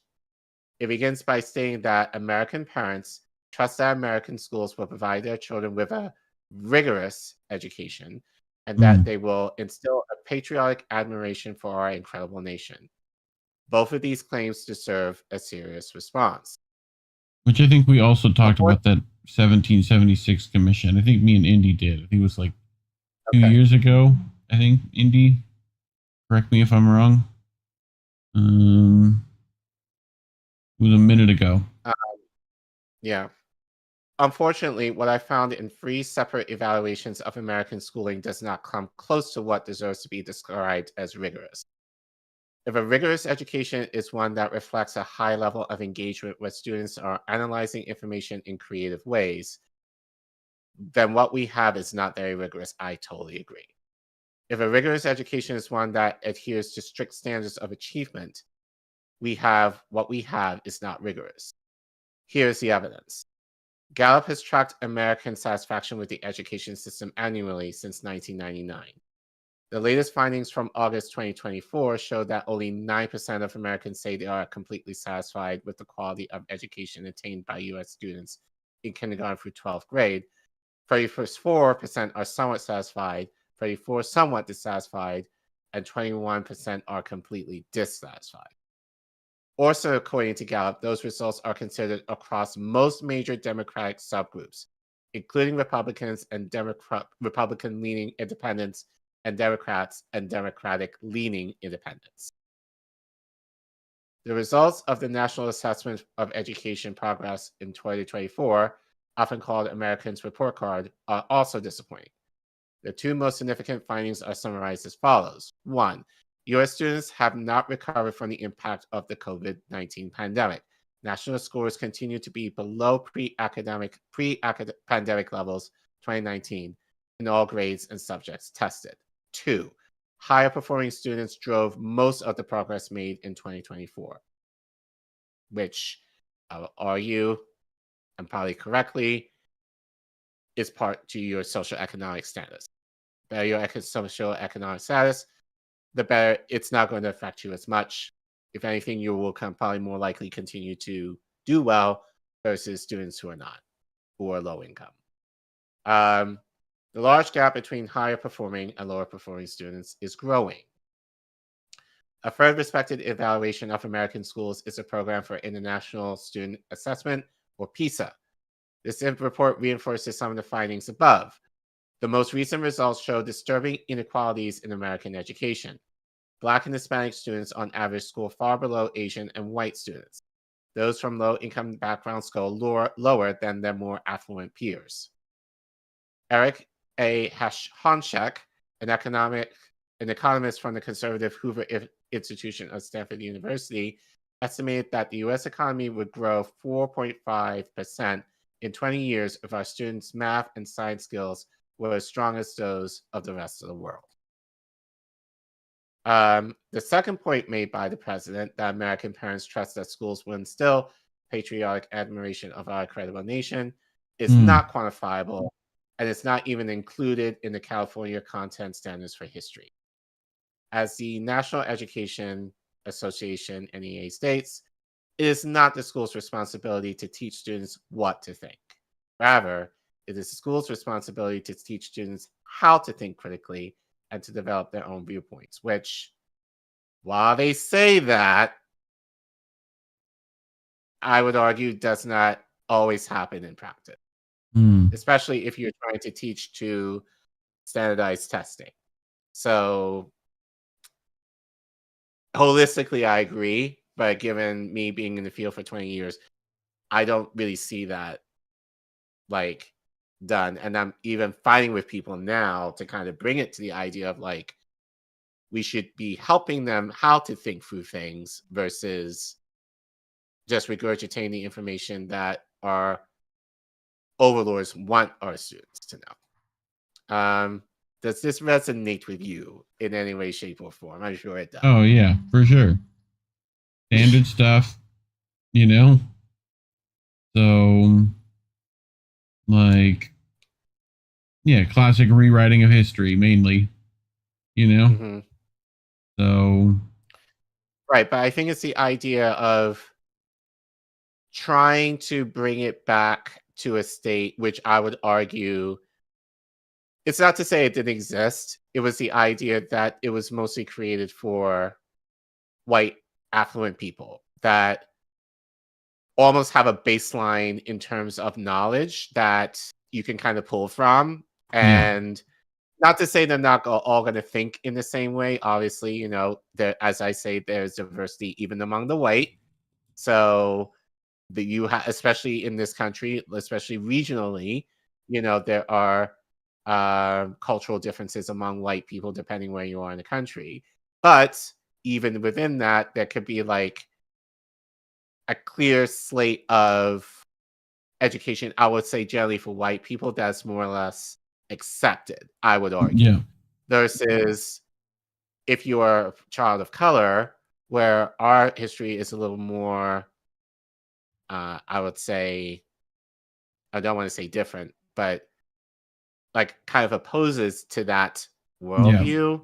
That's kind of where a lot of that clash is coming in, because it's the idea of like, no, we want to teach our children the one standard without taking into consideration, you know, which we kind of talked about in our first segment of Manifest Destiny. We hear about the growth and the rise, you know, of American sovereignty, but we never talk about the side effects in terms of what happened to the Native Americans in response to that, or slaves, black slaves in response to that, or if you want to go a little further into that, like how we immigrated Asian people to build the railroads here, don't hear that side of it, or the Latin American population that emigrated here, don't hear their side of it. Or you can even argue white immigrants who came over here later, like around the turn of the century. Like we're lucky if I think we hear about them a little bit more, but even then, it's like still not necessarily fully represented in terms of their specific culture / country. It's all just kind of lumped together as white. Right. When we've talked about this, when in regards to like critical race theory, stuff like that too, right? Where they really don't want you talking about the solutions to those problems. So they just don't state the problem. So it's like if they don't think there's a problem, they won't want to try and fix it. You know? Right. So that's part of that. And they don't even care what your solution is. They just like, nope. No. We like it the way it is. Thank you. You know. But anyway. Yeah. Before looking more closely at the content of Trump's executive order, I need to make very clear who is responsible for what is taught in our schools. When the founders met in Philadelphia in 1787 to draft a new constitution, they decided on a separation of state and national powers known as federalism. According to this division of power, it is the states that generally oversee the content of K through 12 education, as I said earlier. So keep that in mind.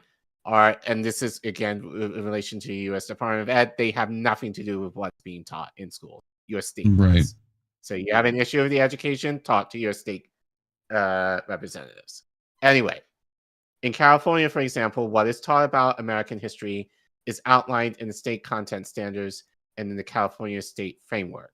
I've written extensively about this process. And depending on if you're living in America, you can check to see, you can go online and generally find what your education state standards are in your state or even in your town, depending on where you live.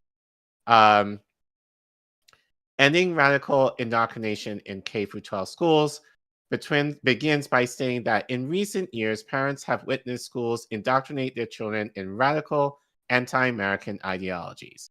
In fact, even the title of this order suggests that in K through 12 education, there has been a widespread attempt to indoctrinate students, but provides no evidence of any indoctrination whatsoever. Clear descriptions of these anti-American ideologies are not given, other than stating that innocent children are compelled to adopt identities either as victims or oppressors solely based on their skin color and other immutable characteristics. But yeah. I don't even want to say it because I feel like I say it so many. But how I say it. And no offense to our Jewish listeners in the chat.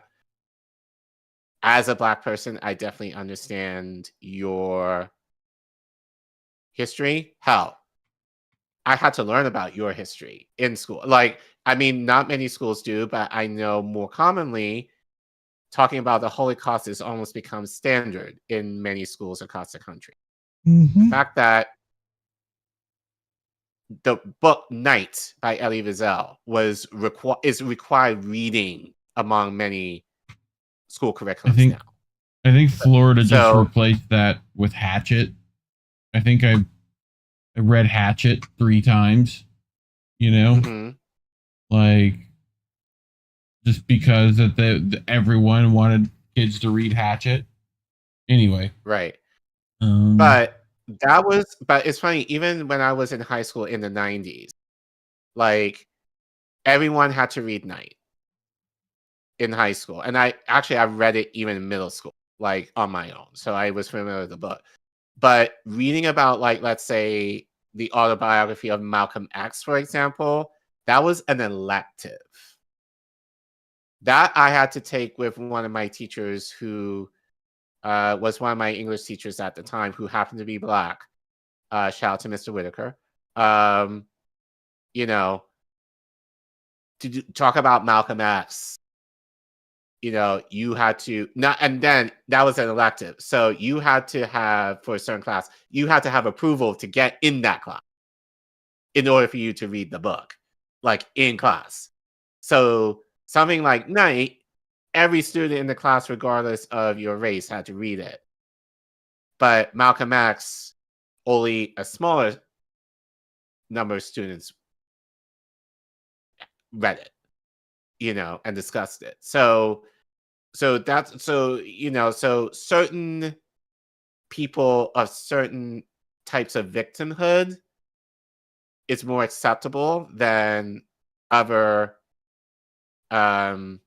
people's, you know, isn't. So I'm being very nice here, but, you know, and again, there's nothing wrong with talking about the victimhood or the oppressor. Like, I don't see there's anything wrong with that, and I don't think really that's the point in talking about this. The idea of learning through history is what have people done in the past and in the present that were able to affect change for the future. So you have to know the reality of how we got to where we are and how that affects other people and how to figure out ways to move forward. Because ultimately, our students are going to be the ones who are leading you and I. And I would want them to be more aware of the reality of the imperialism, capitalism that we all suffer under, and being able to have the means to be able to combat against that, especially if they're privileged, because they're going to go into the world, with that privilege, not to having a worry on their back. Meanwhile, there are going to be other people who, many of them might have what maybe as students, especially in my school, who may not have that same privilege. And my thing is, if you consider that person a friend, you will do your best to uplift that friend, regardless of their economic, social status, or whatever. So in my mind, it's in their best interest to learn about this. And again, it's not a shot at them. It's like, oh, your ancestors did this and whatever. It's no, this is reality of once upon a time. Certain people did this. It affected these people. It affected people in other ways. But if we're looking to have this country be the country of equality and freedom as we tout all the time, what would that look like collectively? Because even in that context of freedom, that wasn't applicable to me. Like, Black Americans, or anyone else who is not white and male. So how can we get closer to that ideal, but that is more inclusive of people who are here regardless of socioeconomic status and all that kind of stuff, or whatever. These are the conversations that we should be having. And these are the thinking that the discourse that we should be having in our schools. Yeah. But they don't want to promote that kind of thinking. We could do super white history too. Like there's a period around France, the revolution of France, that's very important, where a very important bit of machinery was implemented to help, Right. GUILLOTINE. Oh yeah, that thing. Right. But I digress. Anyway.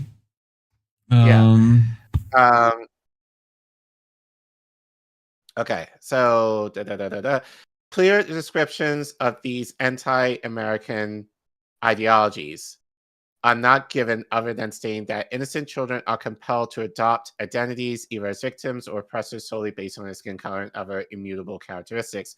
In 35 years of teaching American history, I can say without exception that I've never witnessed any such indoctrination, and I've never suggested to any student that he or she should adopt the identity of either victim or oppressor.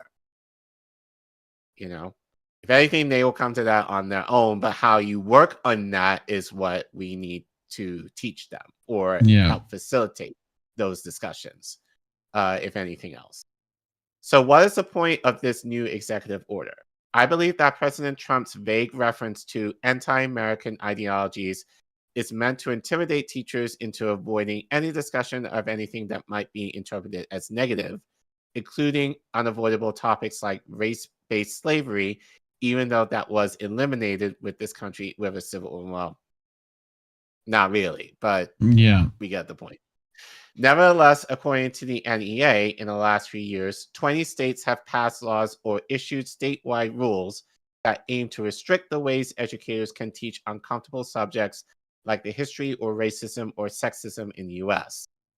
Having written a great deal on the content of American history textbooks, I'm convinced that schools cannot afford to dilute the already sanitized history found in those books. If we want to teach students to think critically, teachers must take the advice of civil rights activist John Lewis and not get lost in the sea of despair. Teachers must avoid being afraid to teach a history that includes an examination of legalized discrimination, racism, slavery, and sexism, especially because in doing so, they would deny students an appreciation of the historic struggles, often successful, against discrimination and oppression that are also parts of American history. Ironically, avoiding such victories, often over institutional discrimination, would seem to work against what Mr. Trump demands to be taught as inspiring and ennobling characteristics of American history. In a section of Trump's executive order meant to define terms, it is suggested that it's wrong to treat members of one race, color, sex, or national origin as morally or inherently superior to members of another race, color, sex, or national origin. I completely agree with this principle, and as a teacher, I attempted to teach in accordance with such agreement. But that did not prevent me, nor should it prevent any teacher, from suggesting that some individuals and groups may still suffer from the consequences of previous discrimination. Perhaps using the past to explain the present is what some consider an ideology. But it's also the definition of education. Education, in fact, demands that we consider the likely consequences of past circumstances to help explain current conditions. This is exactly the message that Jared Diamond delivered in his fascinating book, Gums, Germs, and Steel, in which he explains how some civilizations have historically done very well due to geographical advantages, particularly the availability of domesticable plants and animals. In a similar sense, one might observe that some American indigenous peoples, whose ancestors survived repeated attacks and suffered the loss of both land and culture, now suffer extreme poverty and high rates of malnutrition. The U.S. may not be fundamentally discriminatory, but in order to educate, teachers must discuss the history of discrimination. It would be contradictory to suggest that one of the two examples mentioned above is part of an anti-American ideology, while the other is simply education. Is it not enough to agree that members of one race or gender are never inherently superior to members of another race or gender? In President Trump's executive order, patriotic education is defined as the preservation of American history grounded in the following: an accurate, honest, unifying, inspiring, and ennobling characterization of America's founding principles. The order also suggests that a patriotic education must show how the U.S. as a nation has grown closer to its noble principle. What are they? The hell if I know. That could be defined. Both of these statements are open to interpretation regarding how one might demonstrate this patriotism and both invite a wide range of accurate and inspiring examples from our shared history. What follows are examples of what I believe work well. Patriotic education should feature the life and struggles of Frederick Douglass, who unforgettably admitted to a criminal past in stealing himself from his property owner. And shout out to DC, who actually he's one of a huge contingent in our upper elementary grades. They learn a lot about Frederick Douglass in DC, especially since he used to live in the area. So, right. Shout out to DC, at least in our curriculum, for featuring him quite a bit. Patriotic education should also include an accurate and inspiring discussion of the triumphs of Susan B. Anthony, including the statement she made at the end of her trial for voting illegally in 1872. It was we, the people, not we, the white male citizens, not we, the male citizens, but we, the whole people, who formed this union.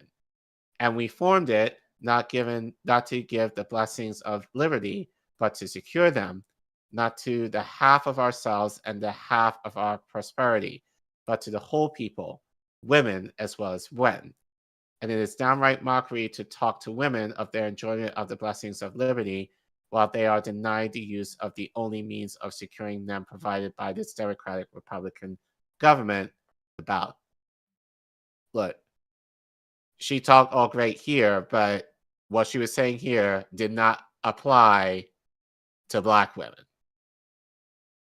So that also should be something to be American discussed. bullshit. Right. She Your only vote meant counts. that for... The press is free. Oh, that was it. American bullshit. She meant that for white women like her. So that, should be also discussed. Not to say it wasn't a good example, but even with that, there's nuance to that too. Is it not inspirational that even after the 19th Amendment was ratified and the right of women to vote had been recognized, Alice Paul wrote the Equal Rights Amendment and spent most of her life fighting for its ratification? It was, as John Lewis said, the struggle of her lifetime. Of course, patriotic education should emphasize the actions of President Harry Truman in support of equality. In 1948, he signed the Women's Armed Service Integration Act, allowing women to receive regular permanent status in the armed forces. And in July of the same year, his Executive Order 9981 mandated military desegregation. It's not inspirational that a former First Lady, Eleanor Roosevelt, led the effort at the United Nations for ratification of the Universal Declaration of Human Rights in 1948. Funny how we say that, but look what's happening in Gaza now. Yep. Again, nuance. How can students not be inspired by Fred Korematsu, a civil rights leader who fought against the wrongful internment of over 120,000 Japanese Americans during World War II? How can students not be motivated by the Supreme Court's majority decision in Tinker versus Des Moines, 1969, which held that neither students nor teachers shed their constitutional rights to freedom of speech or expression at the schoolhouse gate? We can all be proud of Title IX in the Education Amendments of 1972, which prohibits sex discrimination in any educational program or activity that receives federal financial aid, and by requiring schools to provide equal opportunities for girls and boys to participate in sports. No matter where we get our education, it is clear that American history is filled with inspirational people, many of whom are insisted on making good trouble necessary trouble. I mentioned earlier that according to the EA, in the last few years, 20 states have passed laws or issued statewide rules that aim to restrict the ways educators can teach uncomfortable subjects, such as the history of racism and sexism in the United States. If anyone wonders, California, where I live, is not one of those states. But if you work in the states with such rules, the NEA provides state-specific Know Your Rights guides. These guides are meant to help teachers understand what the laws in each state prohibit, as well as what they do not. The local and state affiliates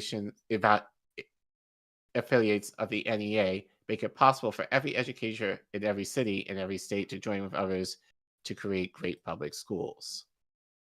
The National Council for Social Justice Studies believes that the January 29th executive order ending radical indoctrination in K-12 schooling does not address the core challenges of teaching and learning social studies in today's K-12 classrooms. The NCSS remains dedicated to supporting social studies educators and has issued position statements on a variety of related issues. In its February response to President Trump's executive order, the NESS stated, NCSS has consistently supported the idea that states and local education entities are best positioned to develop social studies standards. As one of the first education organizations to establish a code of professional ethics, we have long defended the academic freedom of both students and teachers. The teaching of U.S. history should invite discussion, encourage inquiry, and reflect the diverse people, places, and events that shape our shared human experience. A strong social studies education helps students develop the ability to analyze information, engage in meaningful discourse, and contribute thoughtfully to their communities. By prioritizing social studies education and accurately training the rules of our educators, we can help future generations develop the skills needed for the lifelong civic engagement, informing decision-making, and meaningful participation in our democracy. In the end, we are all in this together, as Darwin Lewis reminds us in his 2017 memoir. You are a light, never let anyone, any person, or any force dampen, dim, or diminish your light. Study the path of others to make your way easier and more abundant. So, I mean, there's a lot of good thoughts there, but as I said, not necessarily done in practice. But yeah, I think for me, look, I'll say this for myself, living in DC, I feel safe generally. Like, I'm not in a place, fortunately, where I feel like my rights as an educator, what I teach is, it's at critical mass. But other states are not far from me. But again, it's a question of, I think really this is what it comes down to is the idea of funny how they talk about we don't want to indoctrinate our kids, but when what I think, a conservative's ideal is that it's essentially indoctrinating our kids in certain ways that lead to this groupthink in terms of what this country, or the illusion of what this country is. It's still kind of, if you want to go back to the Manifest Destiny, it's this the idea of this America is this great, wonderful, powerful, noble country. And I think the idea that a lot of people now are kind of calling the country out, especially if we could look at history and examples of like, no, America, not to say America has not done some good things, but, and you can say that of every country, like, it's done some good things, but it's done a lot of shit. Both need to be discussed, both need to be analyzed, because if we don't want our students to prolong or repeat a lot of the things that have done in the past, they have to know what has been done and being able to kind of figure out, they did this shit wrong, let's try and do it another way, or a way that kind of helps elevate and sustain the human experience, especially now that we're a little more interconnected globally and we're able to see more readily how the actions of this country have influence over other countries, which I also believe is part of the reason why they kind of want, this is kind of a form of American isolationism in the classroom. To not make those connections so that, God forbid, if we ever go to war, then it's still the idea of like, these countries are wrong, they suck, and blah, blah, blah, and not kind of put the finger on us in terms of how are we expediting a lot of the imperialism and colonialism that we've seen in the past and that we continue to promote currently. And again, this is not a Trump issue. I would argue it's an American. And I think other countries can see that very readily in terms of what the U.S. is kind of symbolic as. So I feel that it's just kind of a way to kind of isolate ourselves more from the rest of the world. But it's funny, even in this, they're kind of saying, no, we want to have our students be more aware of the world by talking about how America is good, which is revisionist history that I'm not a fan of. We are the United States government. We don't do that sort of thing. I don't. So, so like I said, I'm not in a position where I need to worry. And God forbid if I was, but this is part of the reason why teachers leave the profession. Because, especially if you're a teacher of color, because you almost have to lie to yourself and lie to your students about the reality of your experience and how it can shape their minds into possibly thinking differently or kind of counter what they might believe. But teaching in a way that that does promote the establishment, to keep you essentially a robot in terms of our experience. God forbid that you actually have some radical movement makers that can essentially become the future Black Panther Party, for example. So like, God forbid we have something like that. But your thoughts, because I know you coming from the South, you have a different experience than me. Well, and my mother being a teacher for, most of her life, and a general educator, it's definitely tough. You're constantly hit with state standards. You're constantly hit with testing standards on top of that. You're paid nothing, and now they're wanting you to avoid entire topics. Your history books are normally, decades behind anyway, so you're underfunded. I mean, it's definitely not a easy thing, but it's, this is the stuff you got to keep track of. All those little rules trickle down, so, and coming from a state here in Florida where we're inventing a lot of these education, anti-free speech laws, So, and with Marco Rubio now being in the position he's in, shit's gonna get weird, but we'll see. We'll keep an eye on things. I think at the end of the day, I think for teachers, and not just teachers, I think this is a message for all of us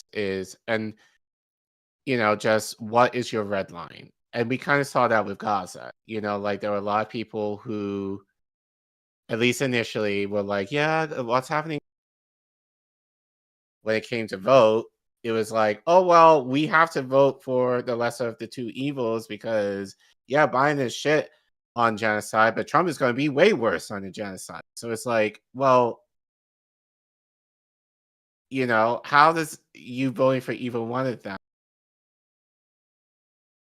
what they have current experience? And at this point, you can probably, just given our show and what we've talked about, and I know what you and Indy have talked about regarding Israel over the past year and change, probably now closer to 2, like we know the history now probably a lot more intimate way than most of the population at this point, that we're kind of firm in our stance, in terms of, on our stance on Gaza, but we're able to make the connections in terms of, the imperialism that we're seeing in the Middle East and how essentially Israel is the newest military base of the United States.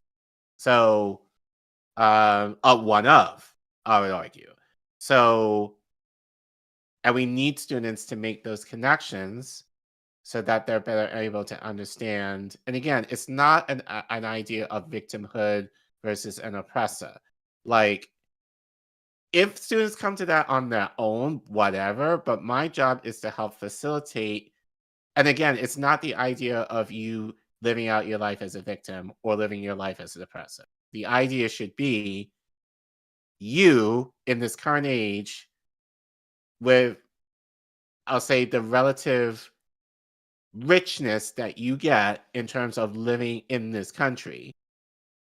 What can you do moving forward, or what can you help to do moving forward that moves us in a better way, where we're not using these antiquated systems of control and exploitation in a way that affirms everyone truly, regardless of their race, sex, gender, like all the things that we kind of talk about, but make it really authentic in this.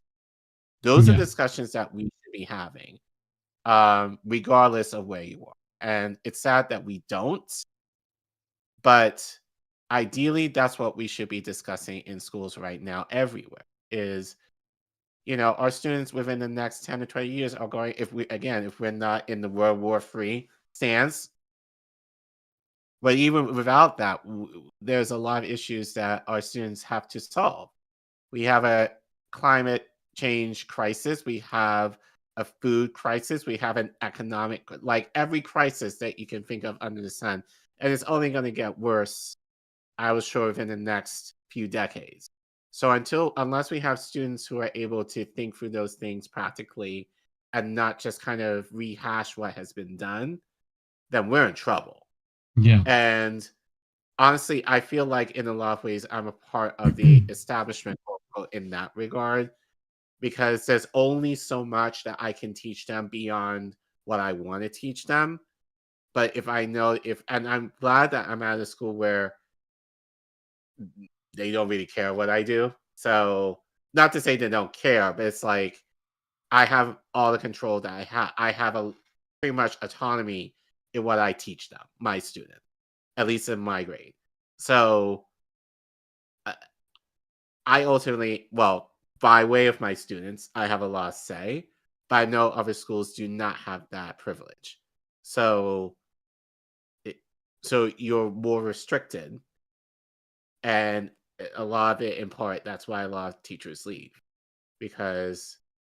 In part because they feel like they're selling out to the establishment versus actually teaching their authenticness of what education should be. As the article said, we're not trying to the idea should be not to teach them how to think, but how to think through things and to think creatively in the ways that they're wired to solve problems. So, is there a more important job than that of a teacher? Probably not, but in this country, we don't get respect. But ain't get no respect. No respect at all. All right. But that's why talking about stories like these, we are demonetized. Although I'm not sure why for this story.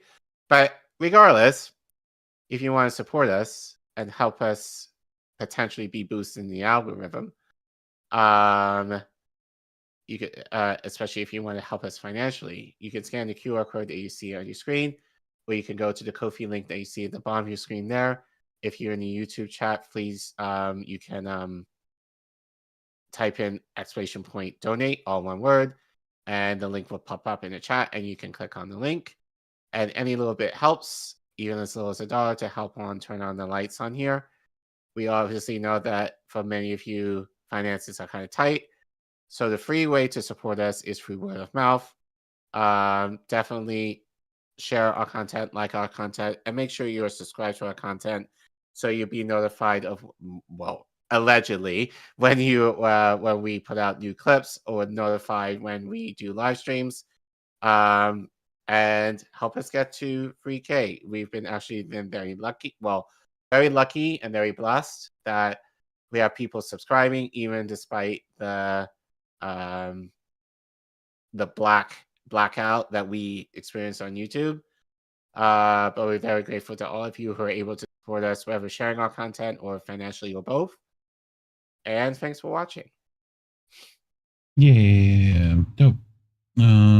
Cool.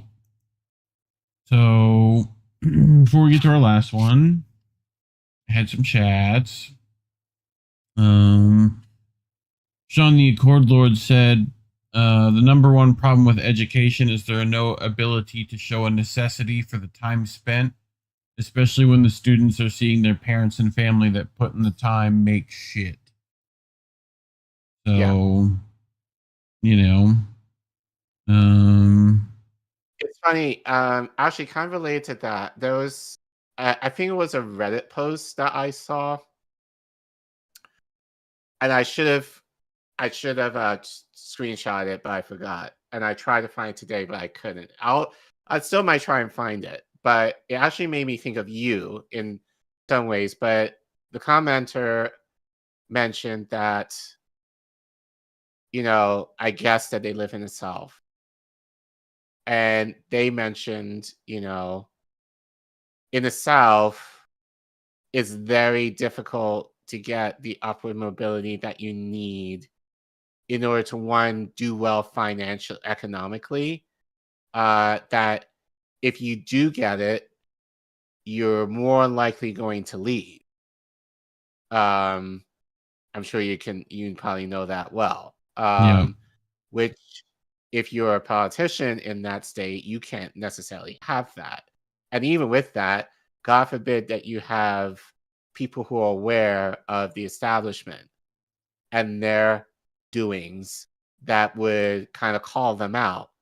So they use education as, or the lack thereof, to kind of keep you blind to the reality of what they're doing, so that you will just kind of accept so they'll educate you, but not educate you so much that you would leave or question them.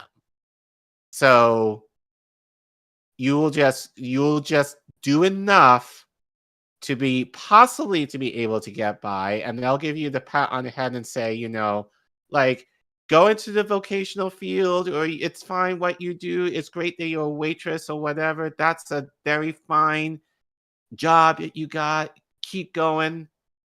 Meanwhile, they're rich.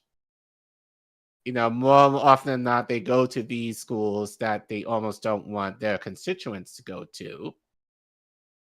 And they will point fingers to make sure that you fight with your neighbor in terms of your skin color, your like sexual orientation, your financial status, anything else, to avoid pointing the finger at them. And I thought that was very interesting, but I think all right, because I don't think it's like limited to the South. It's this country in general. Yes, there are different degrees of that, but even I would argue, even in DC, yeah, there are a lot more upwardly mobile people, but there are different ways that they can trap you. They trap you with debt. Like they trap you with, it's a lot more expensive up here. So yeah, you might make more money, but you're spending more money on housing, spending more money on food. You're spending more money for transportation and all that, depending where you are. So, so even if you do get the upward mobility and you're able to make money, quote unquote, it's still very few of you that are actually like thriving in terms of the money or the socioeconomic status that you are, because you're still kind of bound. So there's really no freedom regardless of where you are. But this person mentioned the South, which I thought, I guess they're from the South, which I think was interesting kind of connection. But it relates to this in terms of they want to educate you, but enough so that you won't question them, but you will question everyone else. But you will not have the time necessarily to put two and two together to help you figure the things out. Which is why I think in a lot of ways, especially with us being in crowdsourced media, like we're dangerous because we teach people, depending on who you watch, an alternate way of looking at the world and how these things connect, or at least we try to do on this show. That I hope that we try and make it clear to people that the problem isn't you all, and you shouldn't be fighting each other. The problem that we have is the people who are above us that keep you in a way that will make you fight among each other, and not the people that are essentially oppressing you. So it's funny how they mention we don't want to teach victimhood and oppression. They don't want us teaching that because we don't want to make connection that the overlords are oppressing us. Like, currently in our government. So, but yeah, just made that connection, which I thought was very interesting. Like I said, if I find that Reddit post, I will post it probably on Twitter, but I think definitely applicable to what we were just talking about here. So, all right, you ready for a last one? Yep. Cool. So, I felt like this was fitting with your story earlier, but it didn't start with Trump. What does that mean? You might wonder. Well, Caitlin's going to explain it to you. So, plan to ethnically cleanse Gaza didn't start with Trump. Again, Caitlin Johnstone over at Caitlin's newsletter. You can find it on Substack. This was picked up by Consortium News, which they like to pick up good stuff. So, Caitlin writes, I still can't get over how absurd it is how everyone's acting like the plan to ethnically cleanse Gaza is some new idea that Trump just came up with. Wait, so you're saying we make the Palestinians go away, replace them with Jews? What bold, innovative thinking. By golly, that's just crazy enough to work. The notion that removing all Palestinians from Gaza is a fresh new idea that was convinced of by Trump is one of the most ridiculous narratives we're seeing pushed by the mainstream political media class. Israeli think tanks and intelligence services were pushing this plan to move Gaza's inhabitants to Egypt within days of the October 7th attack. Again, you can go back to, Israel's secret plan back in the vault, but the Biden's admin tried unsuccessfully to get Cairo to facilitate this agenda. So keep this in. Hold on. So keep this in mind. Like, and I think I said this last week, but I saw an acquaintance of mine post on Instagram, like, "Oh, Trump is displacing the Palestinians, forgetting that Biden displaced them from North Gaza. And it's just, and the irony is this person was tweeting about what Biden was doing, but then they still voted for Biden Kamala anyway, knowing, and funny enough, like I kind of got into a fight with this person, like over social media over it. But they were tweeting about Biden and what he was doing in Gaza, kind of escalated with Trump. But this person was saying, oh, well, he's causing them to be displaced. They were displaced anyway. They were displaced from North Gaza to Southern Gaza to Rafah. And what happened? They were in Rafah. They were killed. So, but it's just funny how people forgot all about all of that. And that happened last spring. But now Trump is saying, oh, I want to displace them to Egypt and Jordan. Now everyone's up in arms. Biden placed them from their home from north to south and killed them. So, which is better? At least Biden, or at least Trump is saying he wants to displace them to another country. Not necessarily. Well, he's going to kill them too, but it's just how people quickly forget because it's Trump that's a lot more they're more hyperbolic and are underemphasizing what Biden did, which I think is expected but frustrating. Agreed. So kicking the Palestinians out of Gaza to neighboring Arab states has always been the plan. It didn't just emerge out of nowhere when Trump became president, and yet you'll see everywhere on both sides of the mainstream partisan divide furiously pushing this narrative that this is all Trump's idea, whether they support or oppose the ethnic cleansing agenda. If they support it, they talk it up as some brilliant outside-the-box innovation nobody's ever thought of before, and if they oppose it, they completely erase from history the fact that it is being advanced under the Biden administration in the early days of the onslaught. So, she just saw Alan Dershowitz babbling about how we should all thank Donald Trump for coming up with this first new idea in many, many years about how to solve this problem. But it isn't a new idea, and Trump didn't come up with it. Driving Palestinians out of their historic homeland has been the Zionist vision for the region since before Israel was even established as a state. And all of its actions from 1948 on have borne that out. This has always been about ending the existence of Palestinians in Palestine. As we said, the Israeli version of Manifest Destiny. Yeah, and that is... Well, actually, the Zionist version of Manifest Destiny. Let's make that clarification. And that's all it has ever been about. Not October 7th, not hostages, not fighting terrorism, not self-defense. This is about driving Palestinians out of their homeland so that their territory can eventually be fully and officially absorbed by Israel. Meanwhile, Israeli sources are telling Haaretz that Netanyahu is planning to sabotage the ceasefire in Gaza to keep it from progressing to its second phase after the 42 days of the first phase are up. That's the article I read in our other segment on the violations, so go check that out. But the ceasefire in Gaza to keep it from progressing, it's entirely possible we'll see things slide right back into the same nightmare we were looking at during the Biden administration in a few weeks. Democrats are as happy as a pig in shit right now. Suddenly they get to pretend all the unfathomable evils their president inflicted upon our world never happened just because there's a different president doing bad things who people are feeling big feels about. They wanted to lose. They're overjoyed that they don't have to be the face on the U.S. empire's depravity anymore, and that it's no longer their job to make excuses for it.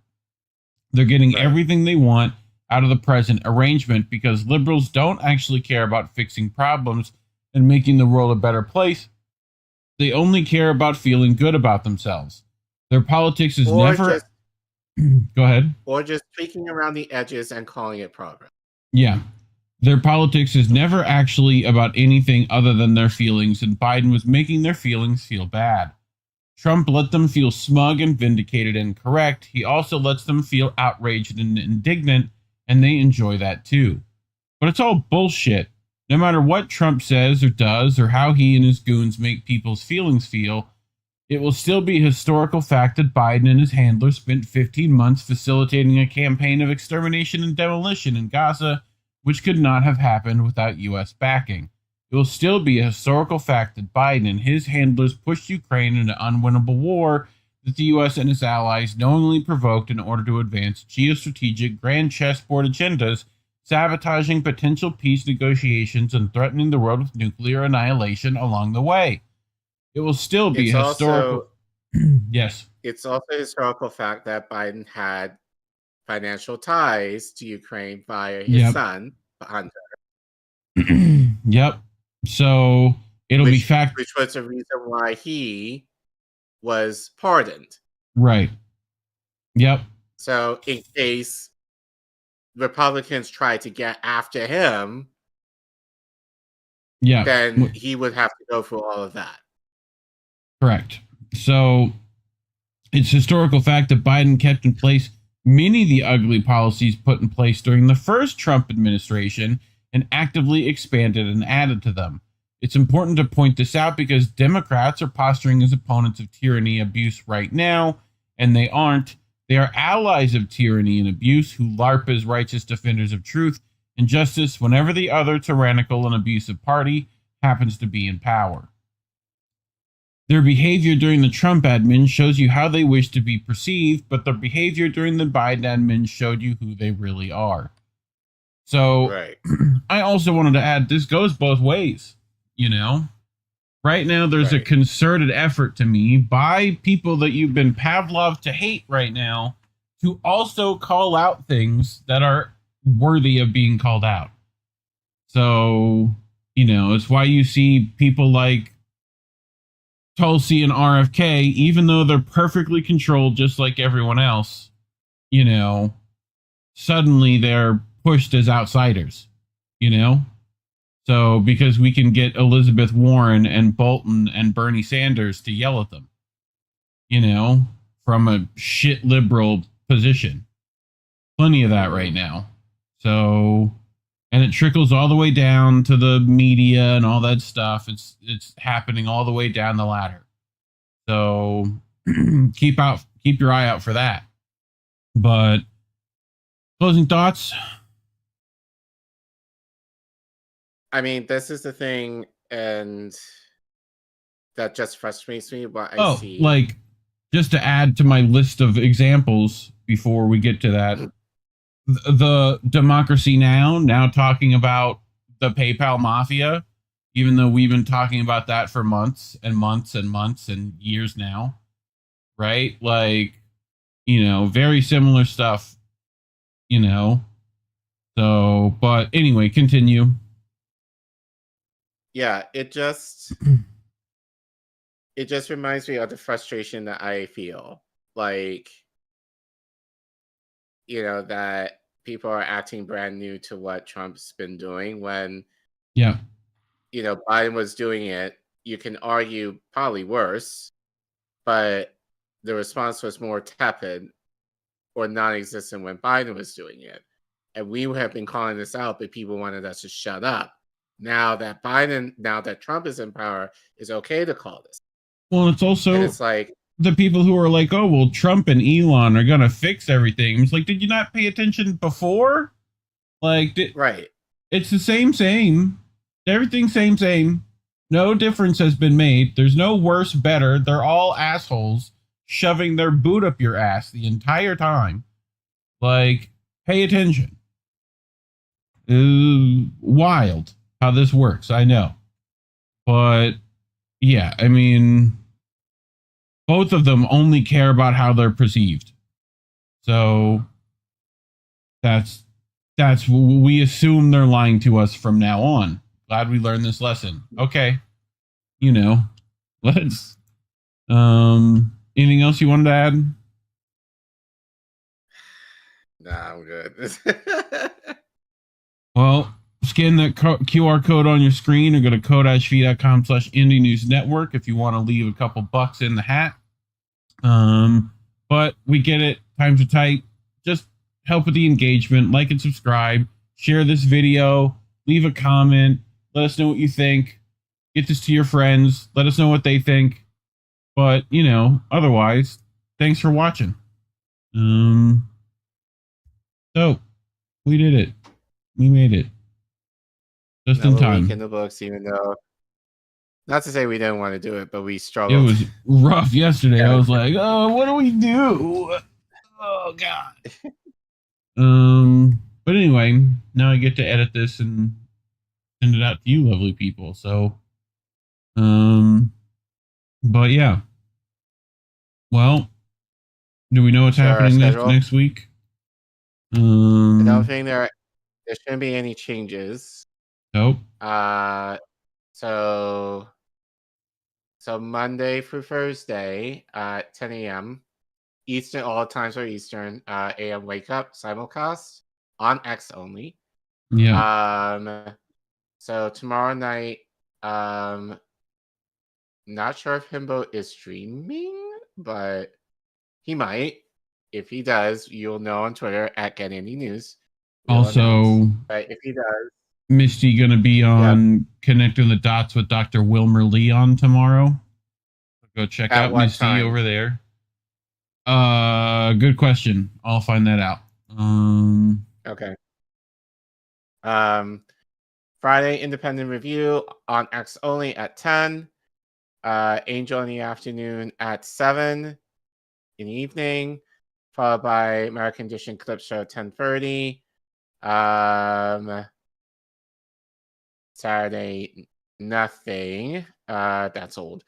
Should probably switch that out. Sunday, Pro Wrestling Talk, possibly with Angel, maybe. Again, check on Twitter for confirmation on that. But how do we miss that with Indie and You at 10, followed by Boats at midnight. Maple Files on Monday at 8. There was American Edition on Tuesday, correct? No. Not yet. No. So there will be American Edition next for Tuesday. That'll be at 10. And then we'll be back here with INN News at 9 next week. Unless something happens to either one of us. I think it's like 3 p.m. Eastern. The thing with Misty. So unless his times are different every day.